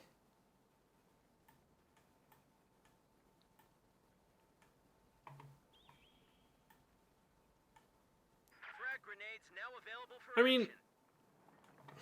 165 tickets, we're bleeding out so fast. Is there a Hail Mary? Is there any ray of hope for Caesar? He's going to come out onto the map and have one more go at it. Pushing, it seems, into north. Going to commit all units into north. Half your point is being overrun. And now, here comes the Panzer IV, but the Jackson has it acquired. The Sherman transitions across to deal with the threat. The Jackson, this is my problem with the Panzer IV. Now that the Jackson is out, has this Panzer IV really done much? Only when the Jackson is not rolling hits, it seems. And now, I mean, this is it. You can commit all your units as Axis, but Coase can just reposition and respond, crush the pocket and retake. Oh my god, these pack howies are doing work. To be honest, as good as the Scot is... Okay, whoa, here comes the Stuck as a Foos. Is he going for the pack howies? He gets one! Alright, that's nice, but that's the problem with pack howitzers. You're really only taking the experience off because the hardware will persist, unless you can actually get in there and snipe the pack howitzer hardware. That's the thing. And the veterancy on the pack howitzer it's nice, but it's not game changing. So it's actually okay to have that unit wiped. I appreciate the Stuck as a Foos doing the job it was bought to do, but I still don't actually think it's enough, is it? Like, I mean, even if we hadn't been losing all our core infantry, is this enough? I don't know. Yeah, two-star pack howie crew down. That's nice. That is nice, but... Oh god, he loses the MG34. And he gets one of the VPs, but I mean, 112, 111 tickets, still bleeding here. What is this? There's a BAR on the floor there. Nobody nearby to grab it, though. Uh-oh, the Jackson feeling so ballsy. Gonna actually pursue in. Here comes the rocket strafe. Kettenwerfer blazing. The Kettenwerfer rolls up, doesn't penetrate. Yikes. We'll see if the rockets do it. The Jackson does go down. Oh, the Stuck as a Foos. Ah! Okay, he's actually... Wow. He's going to immediately rebuild the Jackson. Luxuries of being super rich. And that was a needless overextension. Probably if you're playing for $2,000, you don't take the dive with the Jackson. But in a game where you're on the ladder and you're leading by 200 tickets and you've had this kind of advantage the whole game, it's fine. Just like, it's okay to take a dive with the Jackson that you can afford to replace. You know, the Axis player is still not going to be in a position to take this one.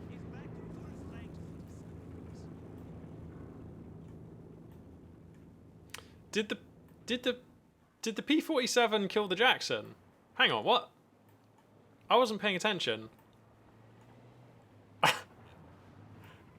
That's hilarious if true. My eyes were on the north of the screen, not the sort of side or the south where that Jackson was, so I don't actually know. Alright, Stuck as a Foos going to be firing. Gets a rifleman squad. Cool. That is 2 for 2 good barrages off of this Stuck as a Foos. Fair enough. Fair enough. Is it enough, though? We'll find out. So the rifleman squad's going to be replaced with a Sherman. Sure, why not? Oh no, the pack howitzers find the Kettenwerfers. That's annoying. And we still just don't have the manpower to really be getting the core infantry we need. And without infantry, it's very hard to push onto points and take them. So the situation continues to sort of deteriorate for Caesar. Although I appreciate we're going down, giving a good fight here. Stuka's rounds raining down, and German units trying to do German unit stuff. This kind of is reminiscent of how the war actually felt for the Germans in 1944 and 1945. Just bitter fighting for a forlorn cause. No hope of victory, hopelessly outnumbered by the Allies. Fighting on too many fronts, undersupplied, outgunned. And that is how the OKW will fall. Wow! Ko's here putting on another determined performance, to say the least. So, insane.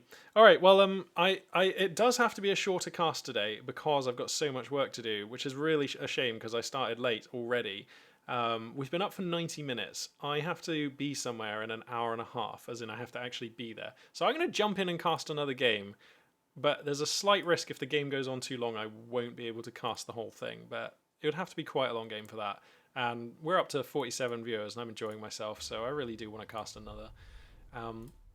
Let's see if we got anything good. We got the Sloth and Hireling. Ooh. You know what? Do we not have any good... Oh, we got Angry Dutchman against Leitong. Sure. Let's jump in and give that one a look. I don't feel like this...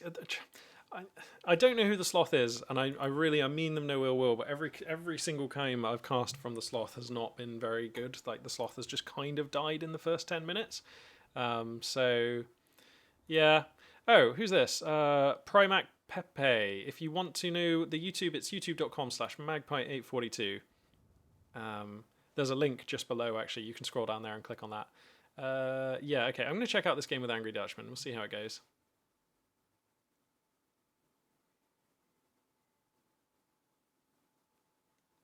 He's got the heart of a tiger and the strength of a dead tiger. I like that. Magnesium. The flak half-track is the secret MVP of the game. Yeah, actually you are probably right. Very interesting. I'm liking the manual Twitch commands. Yeah, I'm still learning this whole Twitch thing for sure, so like... That's a good command to have, though. The !YouTube command is one that I should have. That's cool. Alrighty, here we go. Spawning in the east. Playing as the Strategic Reserves Doctrine Wehrmacht. It's going to be the Angry Dutchman. And spawning in the west. Playing as the Soviet forces. It is Leitong. Uh-oh. We've got a special rifle command opening. Stuff is happening. Okay, alright. Well, I think it's fair to say it's probably less than 1 in 5 games with Soviets that I see a special rifle command opening. So, and we've got conscripts as well? Interesting. Okay. Normally when we see the special rifle command opening, people do tend to go for the penals because they've got the SVD rifles, which are nice. But, you know, conscripts are still great units. So we'll see what Leitong wants to do here. Going to go with Guard Motor Coordination Tactics Commander. One of the most sort of middle ground Soviet commanders. Just kind of buffs all the things that Soviets want to be doing and is a very safe pair of hands, if a little bit under-inspired. A bit underwhelming. Doesn't really add any sort of spice, if you like. We're seeing barbed wire going down in sensible positions, MG42 coming to the front. Assault Grenadiers will be being used in the composition here. Actually, yes, it was Dutchman who we saw using Assault Grenadiers to good effect a few days ago on the channel with a Brumbar build that I really liked. So I'm hoping actually Angry Dutchman will navigate the game in that direction once again. Marksman on the queue. So it's going to be a marksman build here for Leitong. Okay, somebody in chat was saying they wanted to see a sniper. So your wish be granted, friend. Creative name, !nudes is not a command that I imagine will ever be working on this Twitch channel. But who knows? I'm still very much finding my feet with the media, with the platform. You know, never say never, but yeah, unlikely. So here comes the Soviet scout sniper.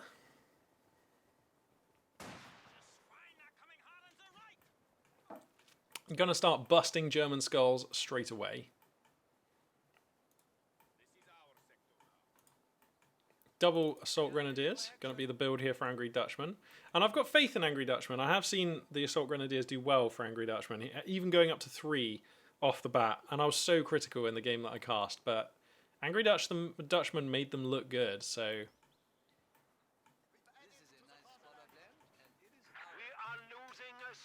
I'm open to seeing them do well again. 2 squads of conscripts with marksman support. Assault Grenadiers going to have to just immediately find... Look how much value those Assault Grenadiers got with that sprint. I think they used sprint. Yeah, they did. Yeah, so we used 1 sprint and we forced back 360, 500... We forced back 600 manpower with 1 use of sprint. It's good. That's value. That is why we are seeing Axis dominate the field right now. Exchanges like this.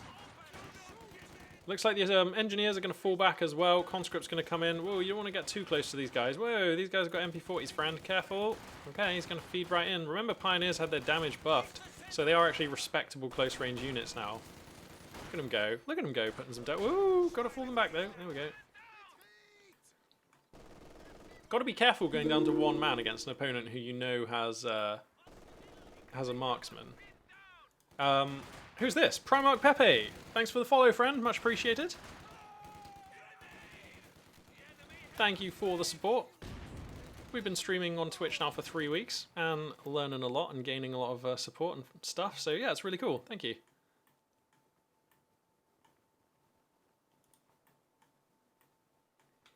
All right, like the mechanized company, just coming down. Fresh conscripts have arrived.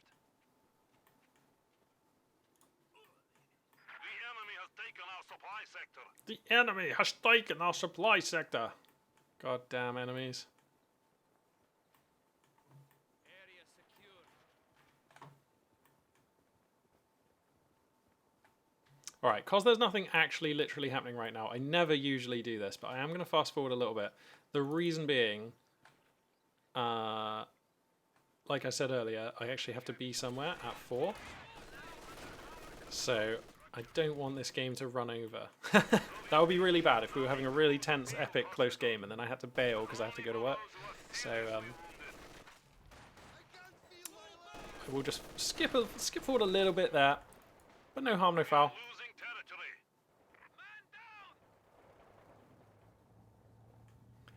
Losing territory. BTTV emotes.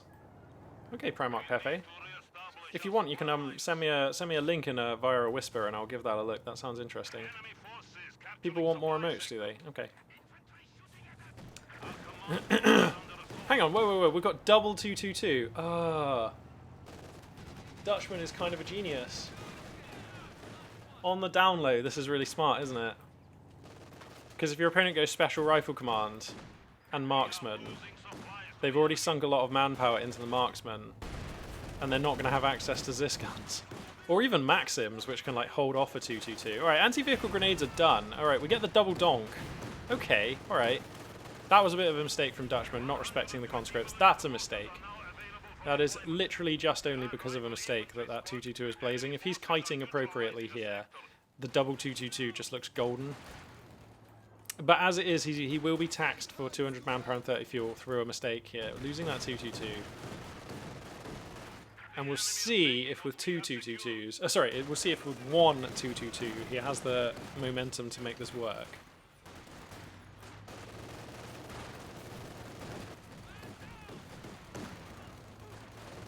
And I suppose Leighton can go for Guards Rifle Infantry, actually, which would bring some much-needed anti-vehicle damage into this roster.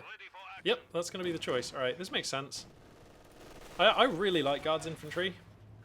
I'm not sure that I should, but it's just personally, as a player, Soviets are probably my favorite allied faction, and like I really like Guards Infantry because they just tie everything together. Like if you've got conscripts and Maxims and like all the stuff and Zis guns and all the sort of Soviet stuff that sort of holds Soviets together, you can just still often feel super outclassed by what the Axis player is doing. And like even if you get a good looking engage with your Maxim and your conscripts and whatever, like your guys all just kind of die like flies because Soviets do sort of die like flies some of the time.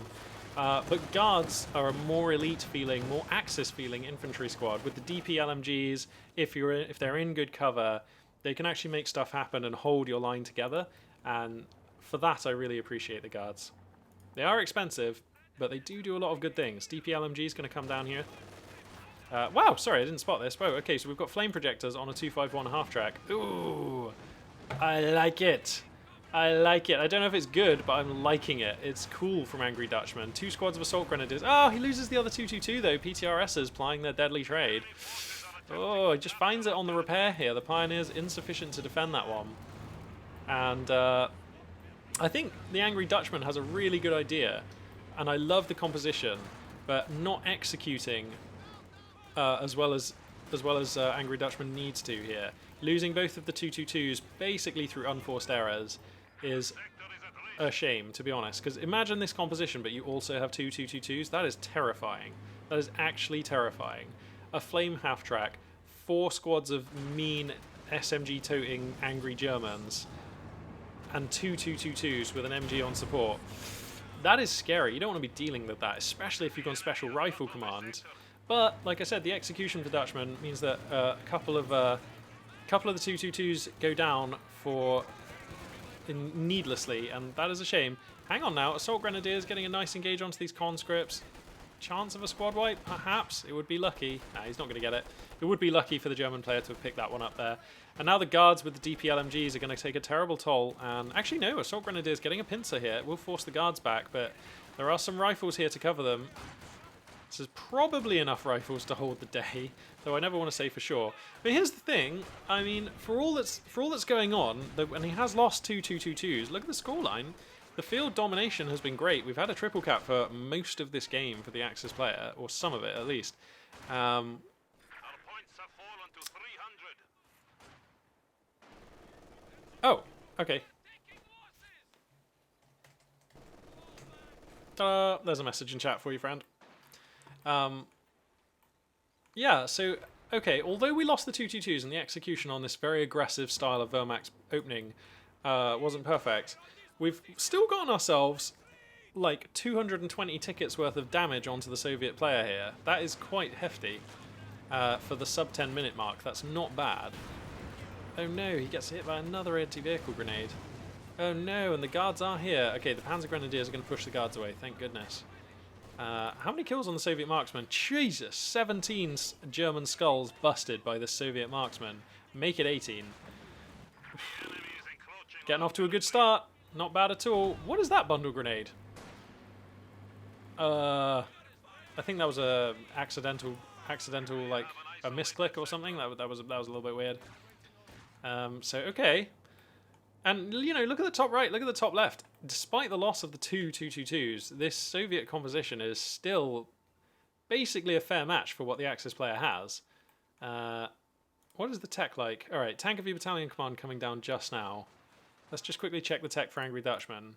Battle Phase 2 coming down just now. So both players essentially keeping step as far as tech goes, which basically means that it is this army in the top left against this army in the top right, even tech, with the scoreline looking like this. Is Angry Dutchman actually in the lead? I don't know. You can definitely argue that. 255 tickets worth now of damage done to the Soviet player, and definitely this is a composition where we can stabilize and play a normal game. And if your opponent is 250 tickets behind you in a normal game, they're going to be obligated to take some pretty horrible looking fights in the late game, and you can totally win that as Wehrmacht. So hang on now. I know it looks bad for Dutchman when he lost the 2 222s, but that is actually not as bad as it might sound. And as long as we don't start hemorrhaging core infantry, this should still be recoverable.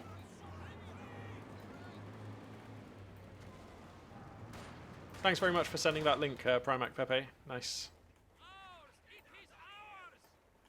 Okay, Su-76!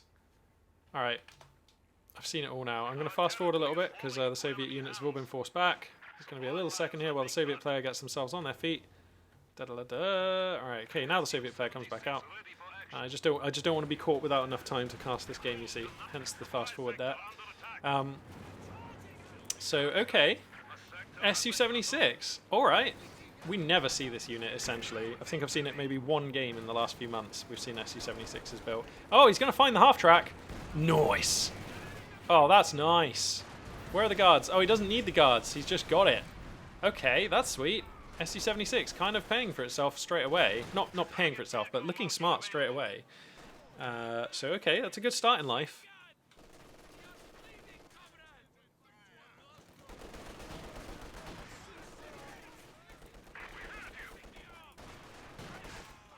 Oh, he's going to pick up these pioneers as well? That would be so nice. The guards are here. DP's blazing. Ah, he gets the pioneers as they go through the negative cover. Oh, no, that has to be game for Angry Dutchman. Unfortunately, you cannot sustain these amount of losses. Oh, well... The thing is, though, he's got so much time to work with. That's the thing. He can actually... As long as you have time, you can rebuild. And he does have time. A lot of time. Just now losing his first tickets.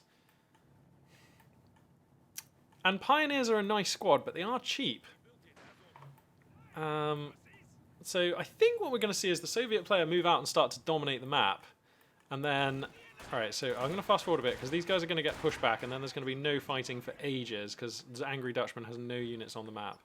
So, alright, let's see. So the Soviet player gets to push out. Angry Dutchman has to try and rebuild.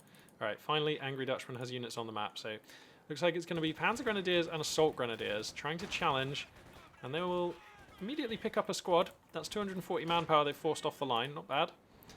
You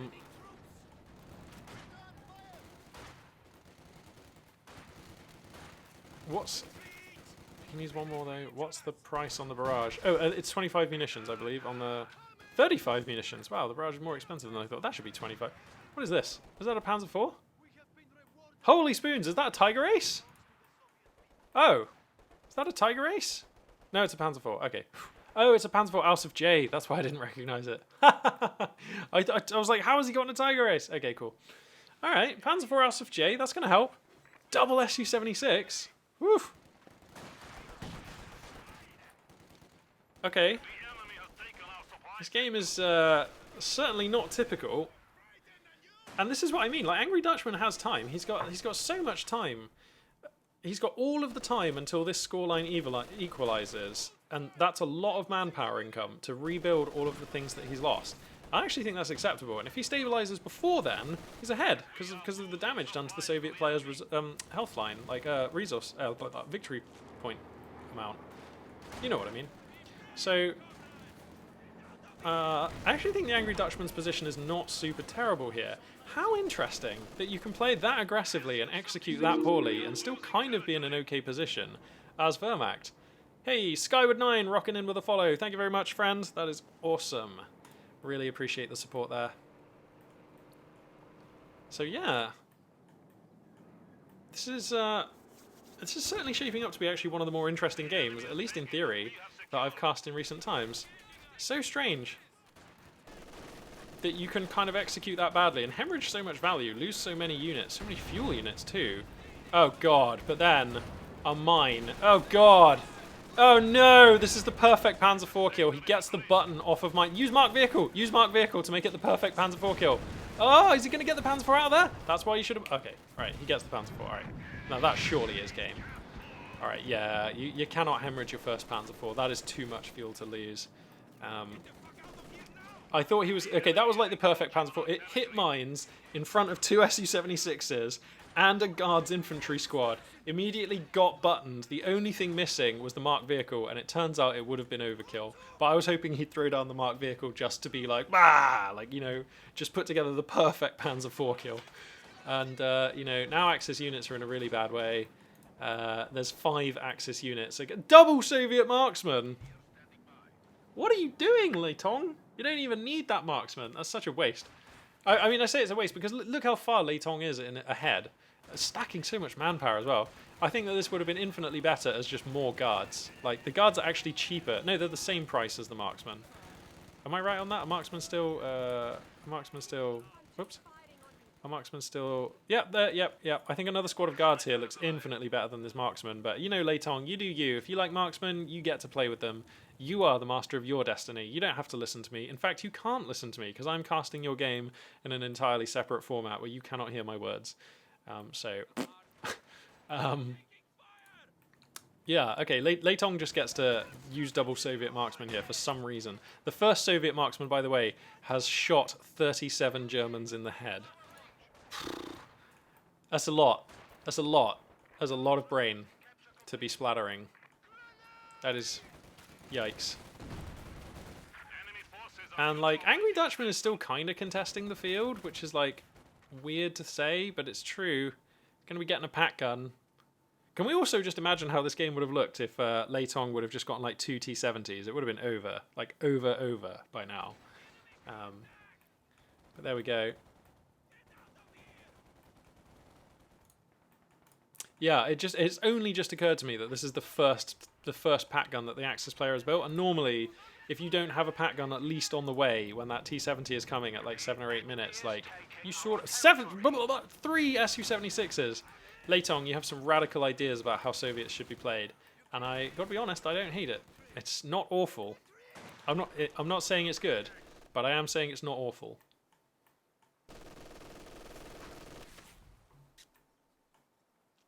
Our opponents are seizing a sector.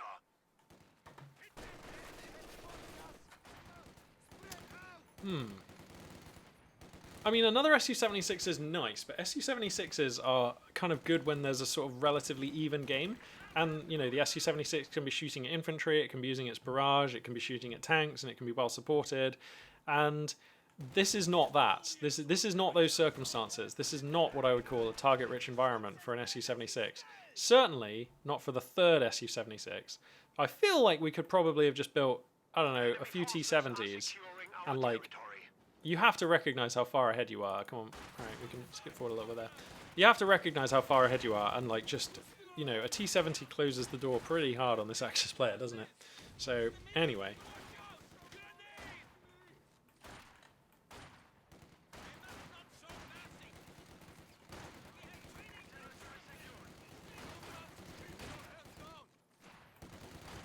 So, okay. Oh yeah, I always forget that you can get them up to 6 men. That's how these assault grenadiers stay relevant later on. Alright, another Panzer IV Alpha J coming.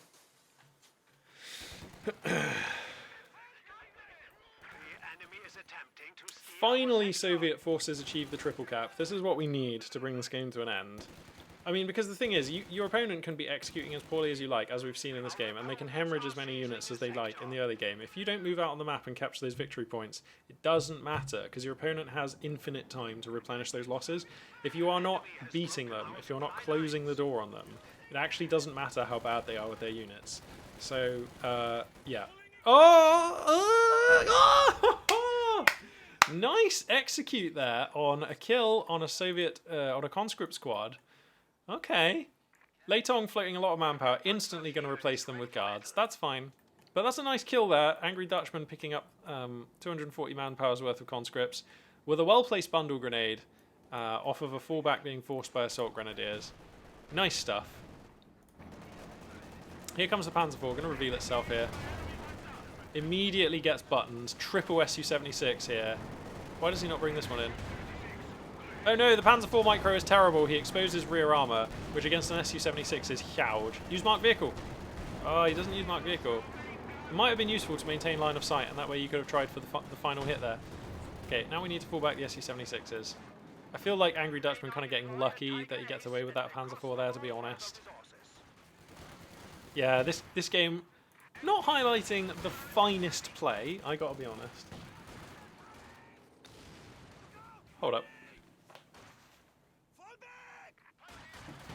Huh. All right. There is a broadband technician servicing van outside my window, so if my internet goes down in a second, it's because they're doing something. If the stream just ends suddenly, I'm sorry. It looks like they're doing something with the broadband, with the internet out there.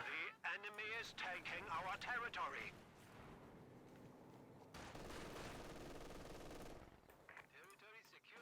Okay.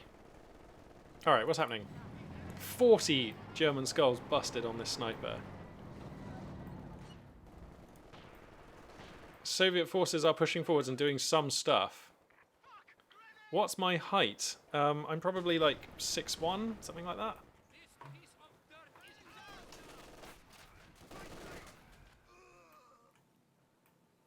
Fresh guards troops are standing by. Okay, come on, Leitong. You've got to attack. You've got to beat this Axis player. You're beating them so badly, but you have to actually beat them. You can't just blow up all their stuff and then sit back. You've got so many units. Send one of them into north, please. I think that's got to be the way.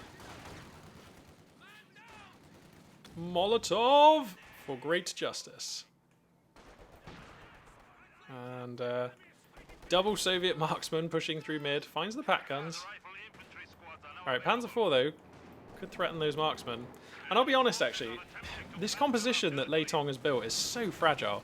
You can lose these two marksmen in a heartbeat, and Su-76s are easy to kill. They're quite easy, they're quite squishy.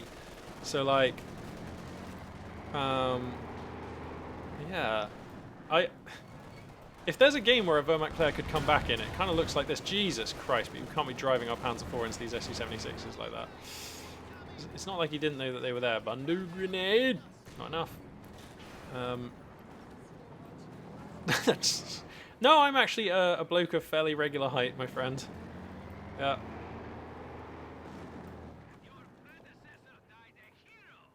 Alright, so gets the triple cap established though, and that's crucial. That is actually the most important thing. So I respect that. But I mean, what is with this Soviet field control? He's got like no units on the map. These are some very atypical tactics. This is such a weird game. I feel like Leitong, what Leitong is doing has no chance unless your opponent gifts you as many units as Angry Dutchman did early on. And now that Angry Dutchman has stopped gifting units, it's like, well, this game's actually close. Telemines could definitely pick off an Su-76. There is a metal detector actually for Leitong, so there's a chance it gets detected. Alright, there's another moment of quiet here while neither player has units in place to fight, so we're going to skip forward a bit. Alright, Panzer IV comes in. Double pack gun now. Quad Su-76. Are you kidding me? This is so crazy. I don't know if I'm glad or not that I caught this weird game.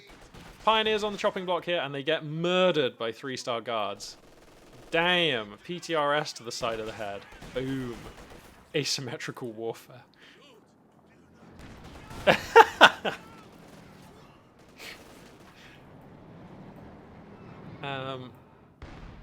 Yeah, I mean, like, okay, I mean, everybody knows. I love casting games live from the ladder because it's cool and exciting and you never know what you're going to see. And sometimes that translates into finding ridiculously cool, very tense games that are happening in real time that's really exciting. And in fact, I would say even most of the time. But some of the time, you stumble across these weird games. And this one's not even that bad. At least there's action happening, you know, and stuff's going on. But sometimes you do stumble on these like weird little non-games, and that's because that's what happens out on the ladder. And even then, sometimes I feel like we can learn something, or we still see something cool happen that you wouldn't normally see. And that's kind of why I just like watching live games. Certainly if I could, I'd cast nothing but top-level tournament replays, but there just aren't enough tournaments for me to do that. So, yeah, not even that bad. I mean, in terms of the level of the game, in terms of the sort of skill level or whatever, yeah, no, this is not the best game, but I've still learned a few things. I've still learned that if you micro a Soviet sniper correctly, you can go on to get 45 kills. It's been a while since I've seen that. And it's nice to learn a bit about how the Su-76 handles. The hell is this? The Great Wall of Soviets. Has he got them all in one hotkey? It certainly seems like it. Oh, where are those telemines? The telemines are just there.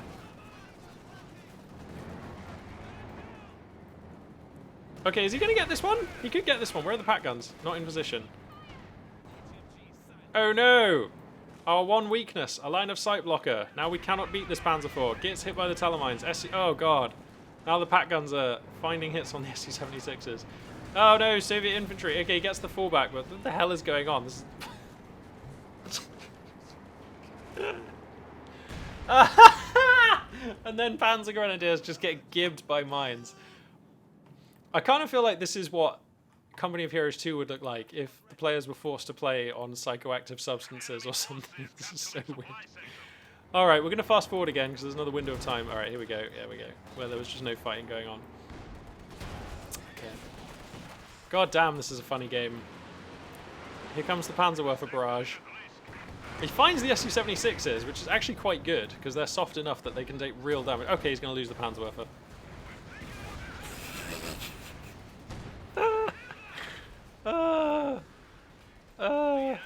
Is he going to get the pack gun? That's pretty big. Alright, once again. Alright, Angry Dutchman has had enough. He's going to tap out. Thank God. Thank God. Thank God he's not going to drag this out. And funnily enough, look at that. He leaves a game where he's still leading in the scoreline. Ah, what a game. All right, people. There we have it. Whew. Well, thank you very much, everyone, for watching. This has been an awesome stream. Again, we had like a good amount of viewers, some follows, and to be honest, we had a few great games with codes and everything. I appreciate that last one was a bit of a weird one, but hey, so it is when you cast off of the live game ladder sometimes. For those of you who don't know, for those of you who are new to the channel, I stream on Mondays, Wednesdays, and Fridays at 1100 hours GMT. There's a schedule just below this. You can also there's my Twitter feed. So if there's ever any updates or news or anything like that, you can catch it all from the Twitter feed, either right below here. Or you can follow me on Twitter. If you can't catch the streams, you can catch the VODs at youtube.com/magpie842. And yeah, that's pretty much where it's all happening. On Wednesday is when I'll be streaming next, and that's when I'll announce that I'm probably going to be doing an evening stream on Thursday. So this is the kind of announcement, but I'll confirm that on Wednesday. And that'll be fun because then we can cast some American players and maybe get some new people in chat and things like that, and just see what happens if we cast at a different time slot. But yeah, this has been a really entertaining stream. Thank you very much, everyone, for your support and your follows and your likes. It's all just been awesome. We're going to find somebody to raid. Let's see who's streaming at the moment. We're going to raid on over and see if we can support somebody else who's playing this fine RTS that we know as Company of Heroes 2.